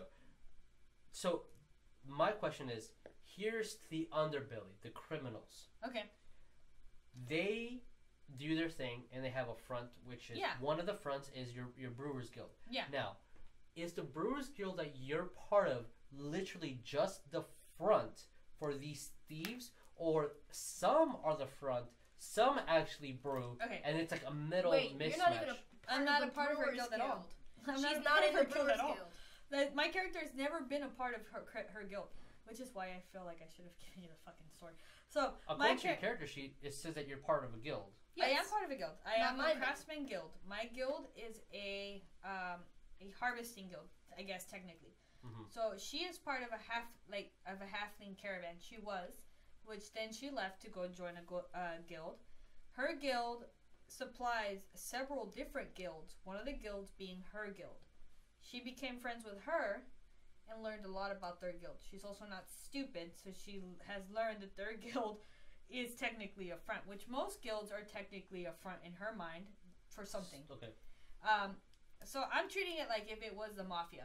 Like, most mafia have fronts. Even fucking rappers have fronts.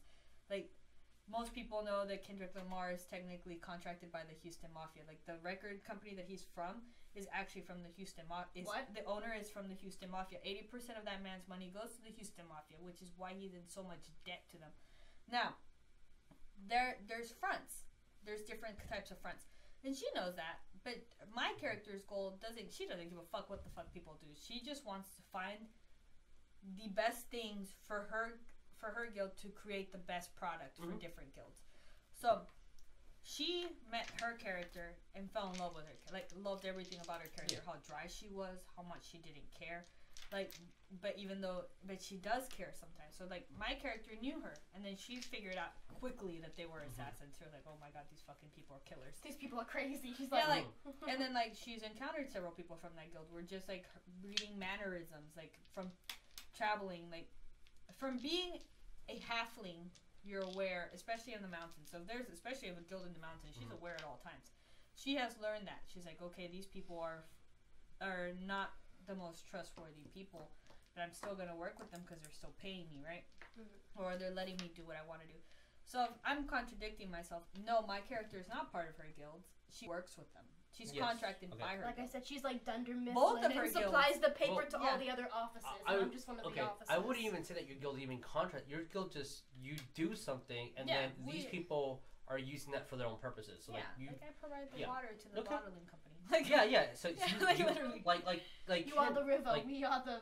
In the specific situation with Kendrick, I didn't even know that, but like reading that, like I didn't even know that. I'll show you guys the articles. So like Kendrick is not part. Well, he's not the bad human, but he wanted to become famous, so he did what he had to do to become famous. Like he's doing his job, and then whatever other people do with the material that he does, that's not related to him at all. Yeah, it's not. Like me, which is why it's the same thing with like if I buy Levi jeans. Yeah.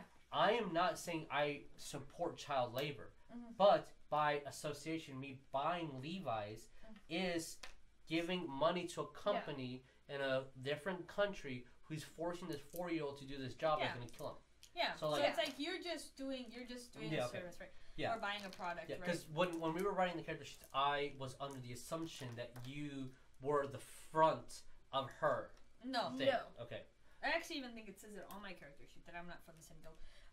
It just says brewer on there or some shit like that. So like, so technically, my guild, like I said, supplies to several. Because so she knows guilds all over. That's why. Because the guilds don't have that, and we manipulated it to be the brewer. Yeah. So that's what. Yeah, because I remember having a conversation with you when I was like, "What is there a specific guild for supplying?" Yeah, and there wasn't. Because that's the entire reason my character wants to go out and do all these things and learn all these things. We manipulated that part. Okay, this is why having your character's players' stories is important. Yeah. But yeah, no. So for example, my character knows her, does that, and. Okay. That answers a lot of. Yeah, it answers cool probably things. a lot. Yeah. So she's like, I have traveled to several different places. Like, she is probably the most traveled out of all of the people here. Yeah, probably. Because she's been part of a caravan. Are you going to roleplay it as whenever we're in a city, I traveled here, or are you going to specifically pick different parts of the inner sea and be like, I have been here? Several cities that I've already planned out. She actually has a goal to go to several different ones. with that. You want a list? You want a list? Yes, I need a list. And also, in addition, because I actually looked at the map and wrote out a list. In addition to that, like according to Jesus's, like if he was super strict, like I wouldn't be able to use any of whatever you're telling me as part of the game because the deadline was weeks ago. Which is fine. Yeah, I'm going to because it's good. Yeah, and it's. But no I matter would hate what, for you to fucking not use your story that you wrote. Yeah, that'll be so dumb. I never actually wrote it down. One, guys, on the stream, I'm actually really dyslexic and I hate writing. I am actually a perfect writer. I do it for a living. I write, but I have like an editor who fucking edits all my shit, and I fucking love you. Thank you for being my editor. And if I don't have my editor, I have Charis, which is my second editor. Give your editor credit. No, I'm not gonna give my editor. So I had depending on my company that I'm working with. So if I'm working for DreamHack, I have a specific editor that works for DreamHack for me. Oh, okay. Then if I'm working for like CEO, I have a person that works my editing for that. They don't want to be credited if that's their job. That changes. She has multiple editors. Yeah, multiple editors. Charis is my main editor. For like personal, Charis is my main editor. Oh, great. I get all of the deeds. Yeah, she is my personal editor. But I'm a fantastic writer. I just get very self-conscious whenever it comes down to writing stories. Yeah, it's because just like the punctuation and the grammar. Yeah. So I have dyslexia, but the actual ideas are rock solid. I know. But I'm like really worried about it. Yeah, that's fine. Yeah, that's cool. Also work like 10 jobs. Like I'm always busy. That's right. But I actually do put thought into it, and like I said, Netellie is a very thought out character. She's not like this random character that people don't. She originally was. We were like Netellie of the Hills. We said there, and I actually put thought into that too, though. Like I was like, I feel like that's the perfect halfling name, and I feel that what she does is beautiful with it. Great halfling name. Netellie HillsBread, the ranger who works for a guild that grabs supplies for other guilds. HillsBread. A traditional thing that has to do with breweries and making beer. Yeah. Everything about her is thought out. Yeah, she's not actually random. She seems like she is, but she's actually not. She's a wonderful character. She's really fucking my mouse folk is random. No, I want to be a mouse folk, and I think it's funny that he does a lot of damage with fists. For you guys watching, she's actually a really thought out character. Even her last name got thought out to be a part of what she does as her guild. Netellie, I thought it was amazing. But yeah, anyways, I know Charis has to go home soon, so. She's early in the morning. She's a pumpkin. She's gonna turn into a pumpkin soon. I am only a not fat one. Just kidding. I'm not fat. Though. Yeah. I think that this game is going to be amazing. You guys should keep watching because there's a lot of things that I feel like have not been explained to people. Oh no, I'm actually really interested about Leihia's character. I was about to say Peaches is the most interesting character. She is. Just because we don't know shit about Leihia's That's why character. I was trying to figure stuff out when she was like, I was like, why are you with us? And like, what is Leihia's alignment? Like, holy fuck, I don't even know what her alignment is. Like, I can tell that's why my character doesn't really like her. My character, it's not that my character dislikes her, it's that my character does not trust her. I feel she's chaotic good as me. Like, I think she is neutral. also. No. I think she's chaotic neutral like me. Because she's a bounty hunter. I feel like you have to be chaotic neutral. You can't be chaotic good to be a bounty hunter. I just feel like eventually you'll come to the point where you're just like, Yeah, but she doesn't cross that. I'm reading into I have not looked at her character. She wouldn't cross that line of like killing. Like I'm turning someone in. Oh yeah, you're right. She has turned everyone in. Oh yeah, she always says, "Don't kill them." She always does say, "Don't kill them." You're right. And I'm just like, whatever, slits their throat. She's the most interesting character. I really like her character, and that's why I said, like, my character doesn't dislike her. She does not trust her, though. No, I don't trust anyone. Yeah, my character does not trust Leihia's character especially. She thinks that Coleton, She reminds me of your people, like, for sure, like the from the guild. She's like, well, that's why, yeah, she gives her a funny vibe. She's like, I grew up around people like you.